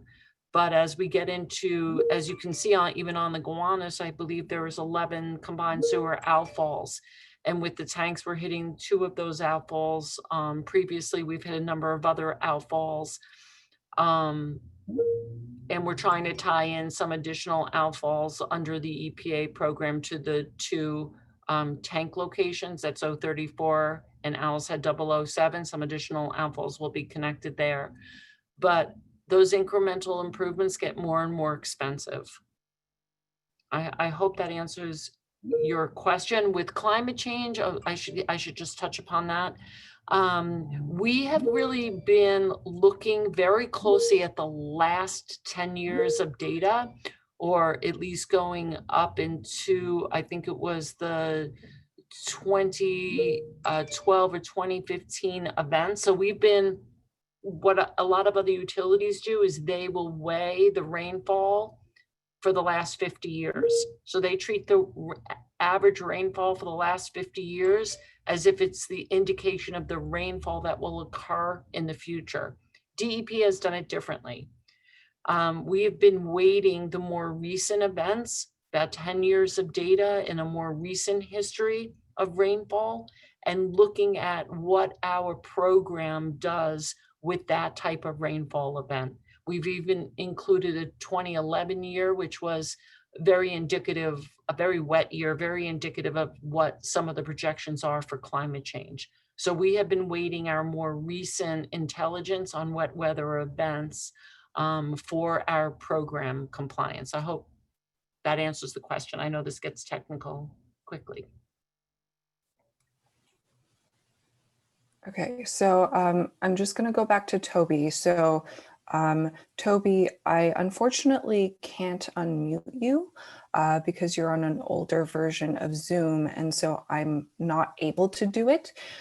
If you type out your question and put it in the Q&A section, we'll fish it out and then we'll read it in the next round of written questions. I'm so sorry. And so the next person with the raised hand is David Briggs. You've been unmuted. Hi, can you hear me? Yep. Oh, great. Well, thank you for that presentation. Good to see and hear everybody tonight. I'm going to ask 2 or 3 questions, and they're in the context of what I've been advocating for a long time, which is a phased zoning. I strongly believe that with Jonathan's presentation earlier on the special districts, that each of them could have their own effective date. And the reason I've been advocating for that is, I think it was made clear tonight, we have 2 models that are going to go into effect at the same time. We have a model for zoning and a model for the unified stormwater rule. And at the end of the day, they're just that, they're models. And as the zoning gets built out and the unified stormwater rule goes into effect, we're going to find out things. And it just seems to make all the sense in the world to me and others that the zoning is not just laid out all at one time, but actually is phased in a way so it can allow the infrastructure to keep pace with the new development, which is necessary. So my questions are, and I'm sorry if I missed this, I was taking some notes, but I'm not clear in the presentation how the unified stormwater rule projections take into account the retention tanks that are going to be built in the city. I mean, they're not going to be online for about a decade. So I just like some clarity on that. And then second of all, I'm not clear how the transit easements are responding to the long-term impact of MTA's cutbacks. And I believe the ones along 4th Avenue are really only going to be effective on the southbound traffic and not so much on the northbound traffic. And generally, what is DCP's assumption on how 20,000 people will access mass transit given everything that's happened in the last year, and particularly these cutbacks? Thank you. Sure, thanks. There's, I think 3 questions in there at least. Stick around, David, just so you can clarify if I actually just remind me of the questions, honestly, because you asked a bunch. So I think the first one, I think I can handle, and also DP can correct me or help me if I'm off on anything. But you know, to your sort of comments about the zoning having, you know, phase-in periods, you know, I appreciate our back and forth on this for the past couple of years. As it relates to this particular comment question on the stormwater rule and infrastructure catching up, you know, I think, frankly, what we are showing here is that the new development is part of that infrastructure.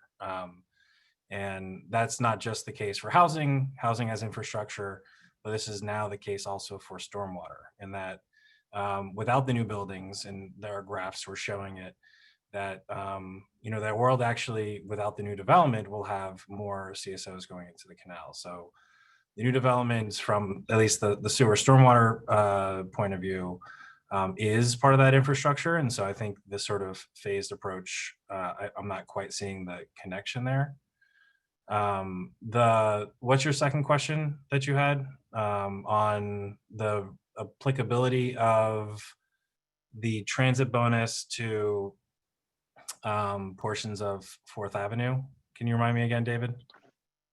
Well, just to go back to the first question, I just want to know how the retention tanks are built into the whole modeling. But then the transit bonus, you're proposing transit easements, but we have 40% cutbacks being proposed by MTA. Now, maybe that's a little bit steeper than it's going to be, but it seems like most of the transit easements are really only going to benefit the southbound traffic along 4th Avenue, not so much the northbound traffic, where it's probably more needed. Yeah, well, the transit easements work, yes, within the fiscal sort of reality of the MTA. That much is clear, and we definitely need to shore that up and make sure that we have a rolling improvement ability across the city. I don't know if that necessarily undermines its efficacy. I think having an easement there in perpetuity on a site is still a worthwhile zoning tool. And particularly as the transit bonus I was pointing out, we're looking to afford help to the city writ large for the private sector to help with some of that transit infrastructure. And yes, I jumped over the question, I think, for DEP about the analysis of the tanks within, I think, the presentation and the data that was presented.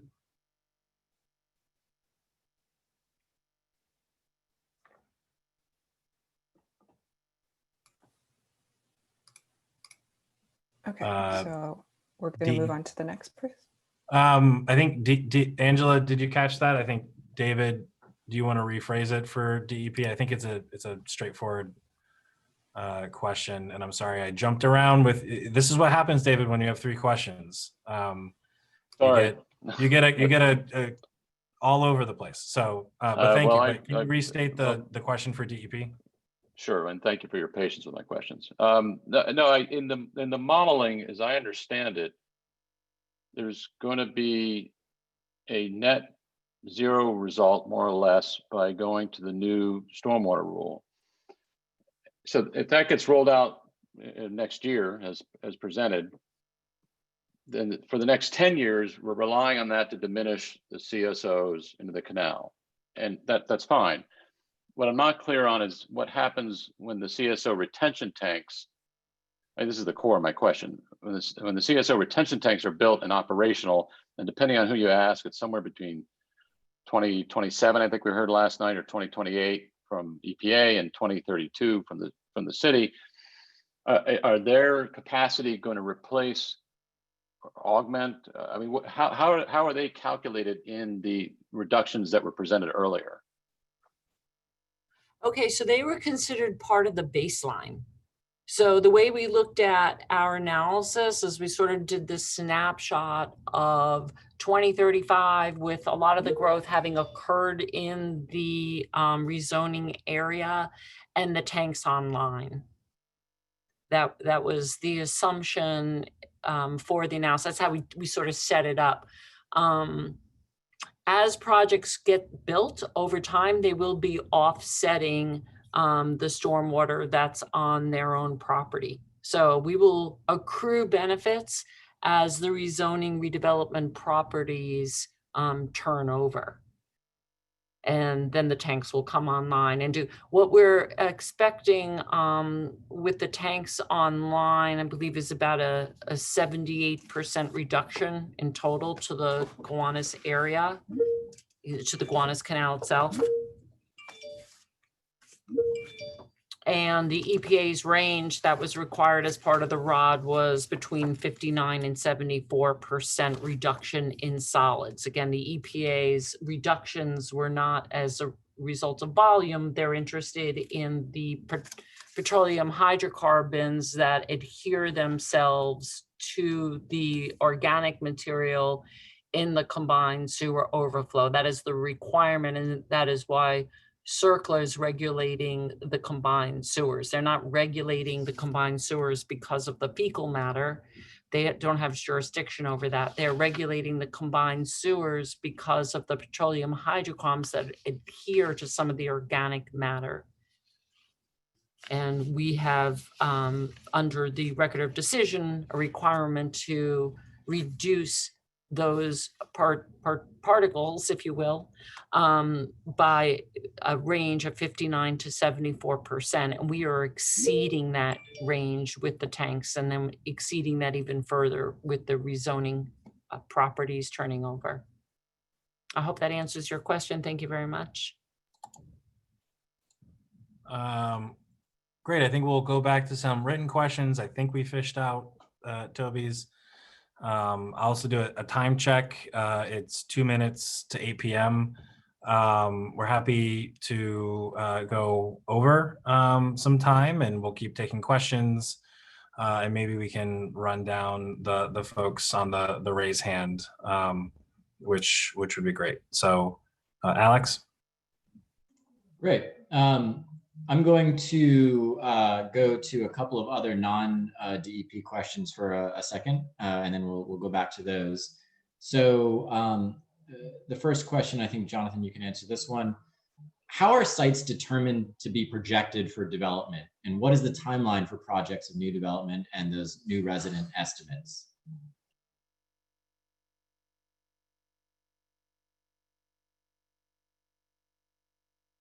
Oh, Jonathan, you're muted. I was frozen and then I was muted, and so that's how you don't get any answers. So I think the question was about how do we determine projected development sites?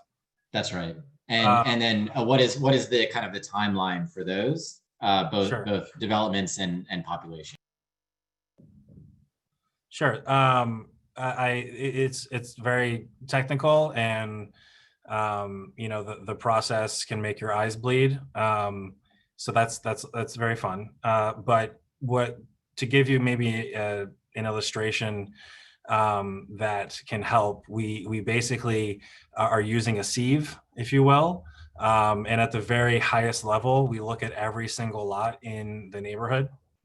And then we start to whittle it down based on standard assumptions from development criteria and known proposals as well of developers. And we do legal searches, and we basically look under every rock to basically come up with a list of soft sites that are most likely to develop given where we're proposing new density, where we're going to induce development. And we have that's a universe of our soft sites. And then we break those soft sites into projected and potential development sites based on whether they're more likely to be developed, which goes into your second question, which is what's the time frame? Because what's the time frame really has a relationship to what's most likely to be developed. So within our build year, which we have 15 years here for the foreseeable future, build year meaning what can we reasonably analyze? We chose 15 for Gowanus because there's so many other projects going on, and because development is going to occur over a longer period of time, as there's a lot of relationship to the other sort of actions and so forth that are going on. So we chose that as 2035, and that is the anticipated arc of new development that would occur from the projected development sites that are most likely to be developed with that time frame. How we divvy them up is outlined in all of our environmental review documents. You can read them right now if you go on our website. The biggest stuff is also just like, are they the lowest hanging fruit? Are they known proposals from developers? Have people come in and said, I want to develop this? There are some others that are in there as well. There are things like if they are, you know, city sites or other sites that would need discretionary actions, those can be also pulled out or put into potential sites. So it's a very in-depth process, and probably you can hear from what I'm saying. I've kind of gone on about something that people probably have heard nothing about, and it's something that we detail in our environmental review documents so people can look at it and piece back the puzzle and understand where we're getting our projections from. Thanks. And I'm going to sneak another real quick seeker question in there because I think it'll be very quick to answer. We talked about transportation or subways, schools, and stormwater. Will traffic, air quality, and other environmental impacts also be studied and disclosed? Yes, they will. I will say traffic, air quality, environmental, other environmental impacts will be studied. I think traffic, air quality, and noise are really the bedrock of what Seeker was supposed to be when it was created for actual public health impacts that would potentially harm people along with hazardous materials. There's about 20 chapters in total that we look at. And we look at these across the board, and we give our assumptions, our methodologies. We determine whether there's an impact or not. And if there is an impact, we identify potentially what mitigation may or may not be likely. And we then continue that discussion with other agencies during the review process. Thanks. So now I'm going to go to the subway discussion, and this also responds to Toby's question, lumped it in with a couple of others. Will the subway bonus only be available to sites directly next to a subway station? And can it be applicable to a larger area since people can walk a block or two to the subway? Sure. So can the bonus be applicable to a larger area? And is this a question of the buffer? Kind of just reading Toby's question. Yeah, we chose the 4th Avenue because it's a higher density district. The districts on either side of 4th Avenue, both in our rezoning area in some cases and also in Park Slope, are a lower density district, and such a bonus can't really be accommodated within the overall building height. And it's also just not in keeping with the side street built character in urban design there. We chose 500 feet because that is a nexus to the station envelope that makes legal sense from that point of view. Instead of saying it can be anywhere, there needs to be a legal nexus for the bonus being near where the density would be ameliorated by that new improvement. So it's really a legal thing that we were really adhering to. And I think the other part of the question is why not make it larger? And I think, we had this question, I think a year ago or so, and I think that there's a few answers to that. I think the one that I posited that and at that time, and I think is appropriate now too, is that we don't just go into a neighborhood and say, hey, let's do the highest density districts and the highest height that we possibly can. We are careful, we are meticulous. We look at both the density that can be accommodated on sites given the urban design guidelines and principles that we come up with collaboratively with the community, but also what we believe will be satisfying to the policy goals that we have as a city. And so we really try to balance that where we have a housing crisis, but we also want to make sure that this is the appropriate scale for a neighborhood. And we chose in R9A here instead of even going higher. And so I think what we're saying is we think not necessarily along the entirety of 4th Avenue, because this transit bonus wouldn't be every single development or every single lot can't partake it. It has to be an improvement. That improvement needs to be determined by the MTA. So it's only going to be maybe a handful of sites around the stations that, given that, we believe 4th Avenue could handle on a couple sites the additional height and density. So we looked at this from a number of angles.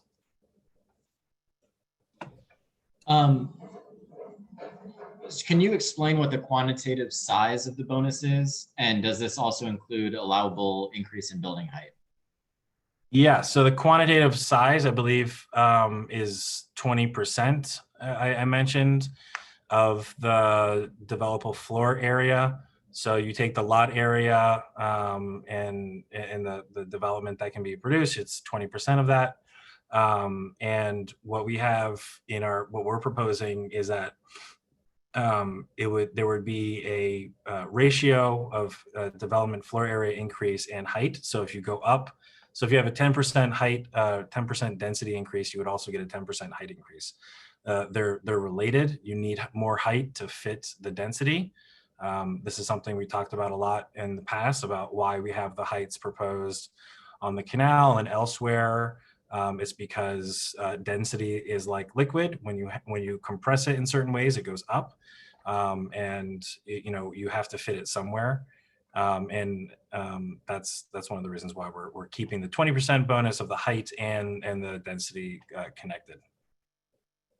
Thank you. And I just want to say this is all really complex stuff, and we're getting really complex questions. And so I think this is a great discussion. Yeah, I love these questions. It's great to be able to answer them. It's awesome. Thank you. So here's a complex one for you on the schools. Can you explain what the square footage exemption means?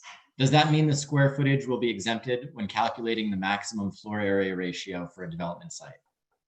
That's exactly right. It is an exemption where, I think to take a step back, to give an example on the canal, we're proposing 5 FAR. It's 4.4 is for residential. And you can only get up to the higher density 5 if you include non-residential uses in the Gowanus mix that we've been working on with the community and the council member for quite some time. If you include a school, you can exempt that school size. So you would have a 5 FAR building if you're including all of those uses. You would add a school on top of that. So theoretically, you could say you have a 5 point whatever FAR, let's say 5.3. It depends on the lot size, what your FAR would be, but the 60,000 would be exempted from the overall floor area ratio for the site. Okay, I'm going to do one more question, which is again related to stormwater, and then I think we're going to go back to people with their hands raised. So for DEP, this is a question about the new rules. If a development cannot meet on-site requirements, is there an off-site or in lieu mitigation that is proposed? I can take this one. There is not an offsite mitigation opportunity at this time. We've done a lot of analysis on this and set the rule up so that we know it's possible for every developer to meet the requirements on the property that the stormwater is falling on. And that really is in the best interest of the city for water quality objectives. When a developer builds or tries to comply with their requirements using an offsite location, it's not always in their control. So for example, if they are allowed to meet a portion of their on-site requirements in the right-of-way in front of their property, there is some risk in that stormwater management practice being damaged due to work happening in the roadway or just random vandalism or anything else that happens. So when we drafted the rules, we went forward with a strict stance on requiring 100% on-site stormwater management. And we think it's feasible. And again, if you can't do a site level practice like a rain garden, you are required to do a green roof. And then whatever is left over, you are required to manage in a tank with a new release rate that significantly slows that water down. So we think this is the right approach. Great, thanks, Melissa. I think what we're gonna do, since we're at 8:11, we have a number of people with their hands raised. There's a couple of folks who've already asked questions with their hands raised. I think what we're gonna do is run down the list of people who are up when I started talking. And we can also, as we noted last time, write us your questions. We will be posting them on our website once we can collate them and organize them so folks can see all the questions that we've received in written form. So if you didn't get if you weren't able to speak, or if we didn't get to your question, please write us and we'll post those as well. Thank you. All right, so the next person with their hand raised is Daniel Wiley. You've been unmuted. Thank you. If you hear screaming, it's my 3-year-old getting a bath, and we're creating some gray water, I think. So with regard to the net zero CSO into the Gowanus Canal goal, and I think this goes to what Marlene was getting at with her question about sewage, adding the sewage into the system. I think not all water is created equal. So shouldn't brown water be retained or detained, not just rainwater? So for instance, if it's inevitable that there's going to be CSO events, the net zero is great, but those CSOs that are happening, the input from toilets and stuff from the very large developments will be contributing a lot of the brown water. So the tanks that are being built to capture overflows in those events, the 8 million gallon tank at RH34, which would go to the Red Hook sewage treatment plant, and OH007, which would go to Owl's Head. I don't know that those capture the CSOs along the whole length of the canal, but certain catchment areas. So for instance, public place site, would one of those tanks capture that? Or if not, shouldn't they capture their, detain their own? And clean. 3. Okay, get up. And if you heard that, Angela, good to see you. Hi, and nice to hear your little one in the background. He's still awake, I guess. Yeah, I don't disagree that it would be nice to get some additional, you called it gray water, I call it black water, but black water mixed with gray water. Black water is what we consider what we do in the toilet. Gray water is what we consider comes out of the washing machine and the sink and that sort of thing.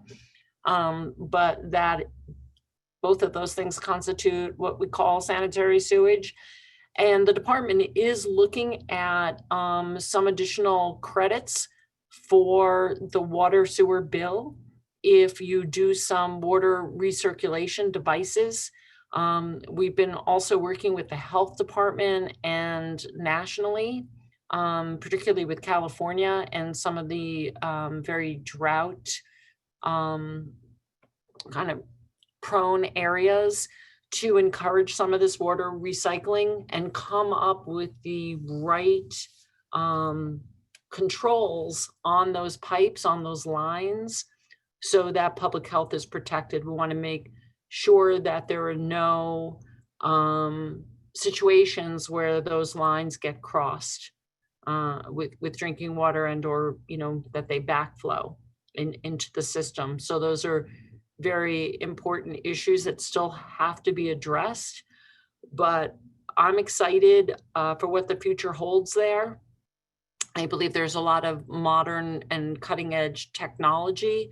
It's not something that we require on the city scale basis yet, because would require a lot of additional investigators and standards, frankly, that probably the health department would have to promulgate to be sure that we could permit those types of facilities. But I don't disagree that that's something that in a modern world at the cutting edge level that we can aspire to do in our future. I, as the sustainability person here, would definitely like to lean into that one, but we're not there quite yet. But thank you for that comment. And could I ask, there's never, like in the city, no one has septic tanks, and septic tanks wouldn't be like a temporary detention of black water is not possible? We do have some septic systems in Queens and in Staten Island where only when there's not a sanitary sewer fronting the property is that allowed, that is permitted by the building department. And so that would be what is considered individual on-site septic systems. In those limited circumstances, they do occur. They're not wonderful because they do have lifespans on them, and you don't want to be in that period when the thing has gone bad and someone hasn't detected it. What we see with respect to that kind of on-site handling of sanitary, black and gray water, is that typically in soils such as those surrounding the Gowanus, you probably don't have that separation from the groundwater table. You need a pretty hefty sand column in order to allow those septic systems, and leachate fields is how they do them upstate, to function properly. So they're pretty tricky systems to build in these types of soils. Great. Okay, so moving on to the next person with their hand raised, Mac Thayer, you've been unmuted. Hey, thank you. Thanks a lot. Just wanted to say thanks to all the speakers for the presentations and info. I said a quick question about parks and open space. How do you guys feel about parks and green space as tools for stormwater management, both in the long term and the short term too? I've heard some talk about like the 2035 number and a lot of long-term solutions for the CSO issue. I'm mostly sort of the short term and what options may be available. Thank you.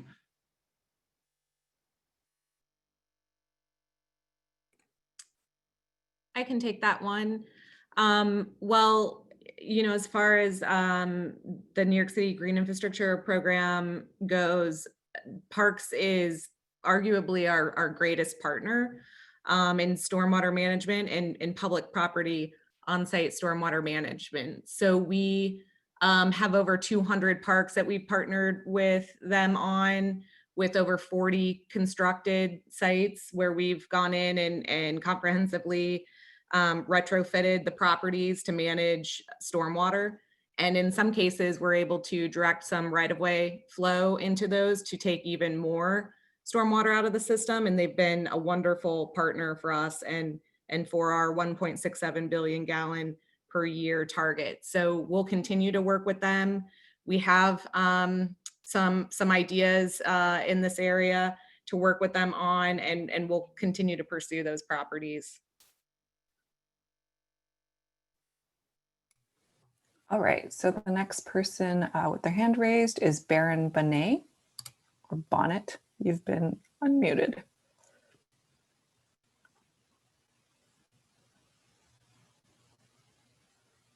Baron, are you there? Hello? Yep.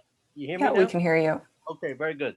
Okay, a couple things. The city seems to be always decades behind any kind of infrastructure to support all of these developments. And for various reasons, just because it's the city, and also because of a lot of bureaucracy and lack of coordination between all different agencies. So, because in case in point, I live across the street from PS 32, their extension is 15 years behind the times. And there's no discussion about police, fire, because in the last 20 years, that's been reduced in this neighborhood. And so my question is also regarding transit. The F train was never improved, okay?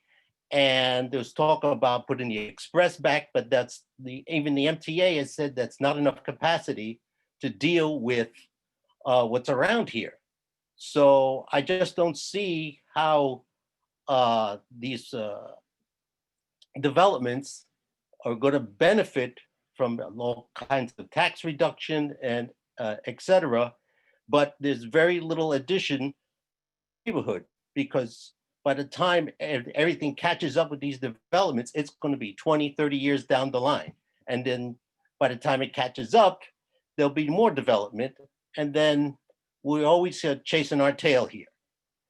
But developers always have the first dibs here, and they can put up a building 2 or 3 years and everyone's happy, but nothing else catches up with that. So I just don't see how this plan is dealing with that. All right, so unless you have an answer for that, I just don't see it. Thanks, Baron. I think you got to a question at the very end about how is this plan dealing with that, summarizing a very long comment with a lot of different spokes along the way.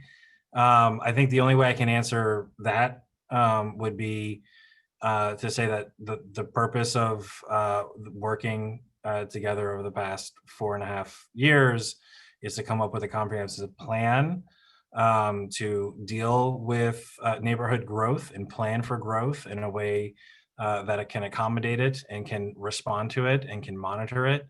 And I think what you're seeing tonight is the beginning of that fruit, because we're showing what we can do in zoning to encourage key pieces of infrastructure, and also how our relationships with other agencies can help influence policies that are beneficial for the community and growth as well. So I think very much we're responding to that through the framework and through their neighborhood plan, and look forward to being able to detail more of that in the coming months.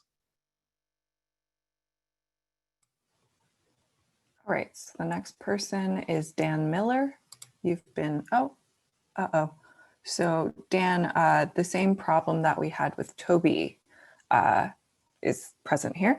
So if you can just type up your question and put it in the Q&A section, we can try to fish it out. Thanks, Dan. With that, actually, Alex, do we want to take one more question from the written side? Sure. Before, I think it's almost 8:30. And while we ask that question, maybe it'll give Dan some time to ask his question. And then we can call it a night. Sure. This goes to a question back to DEP. In the example used, you described a 51% increase in retention for that example. Is that like an estimation of 51% across all sites? Is that just an example? And do you have a range of the percent retention across the geography?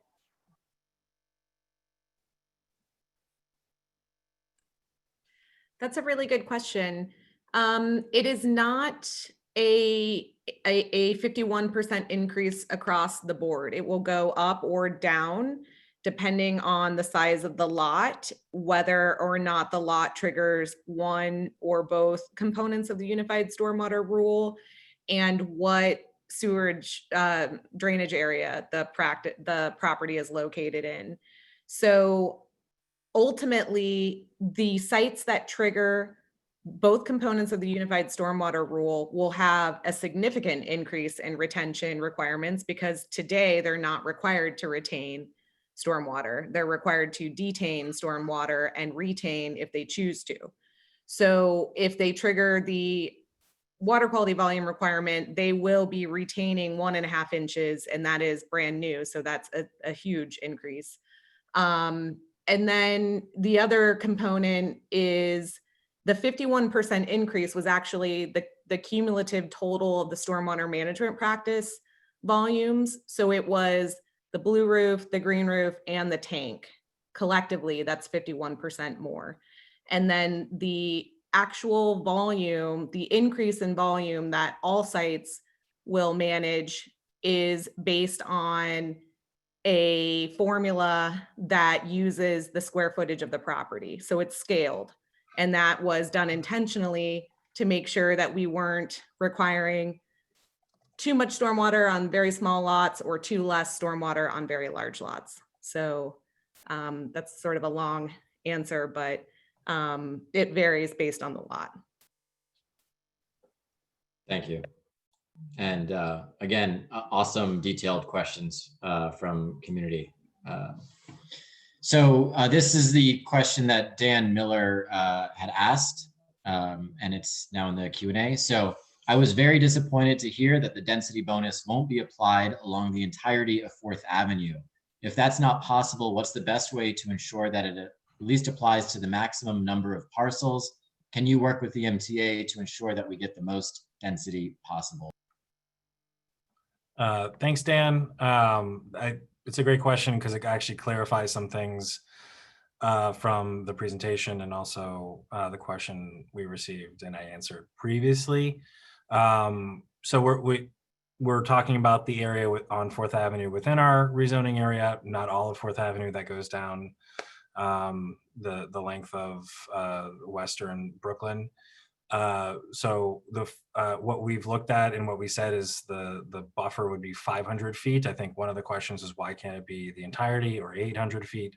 And I responded that there's a legal nexus that we're adhering to, that the density needs to be in a geographic area where there's a nexus for the amelioration of that density by the improvements at the subway stations. That said, to your concern, I would just note that when we did overlay that 500-foot buffer, it does touch on most of our projected development sites that are on 4th Avenue. So in terms of casting a wide net, which I had described earlier is one of the things that we're really hoping to do, it is touching on some of the sites that, as I described before, what are projected development sites, they're soft sites and the most likely to be redeveloped. We are capturing those, and I think, you wouldn't get all that much more in terms of potential from extending it all the way. Instead, you would actually probably have a more of a legal issue by doing that. So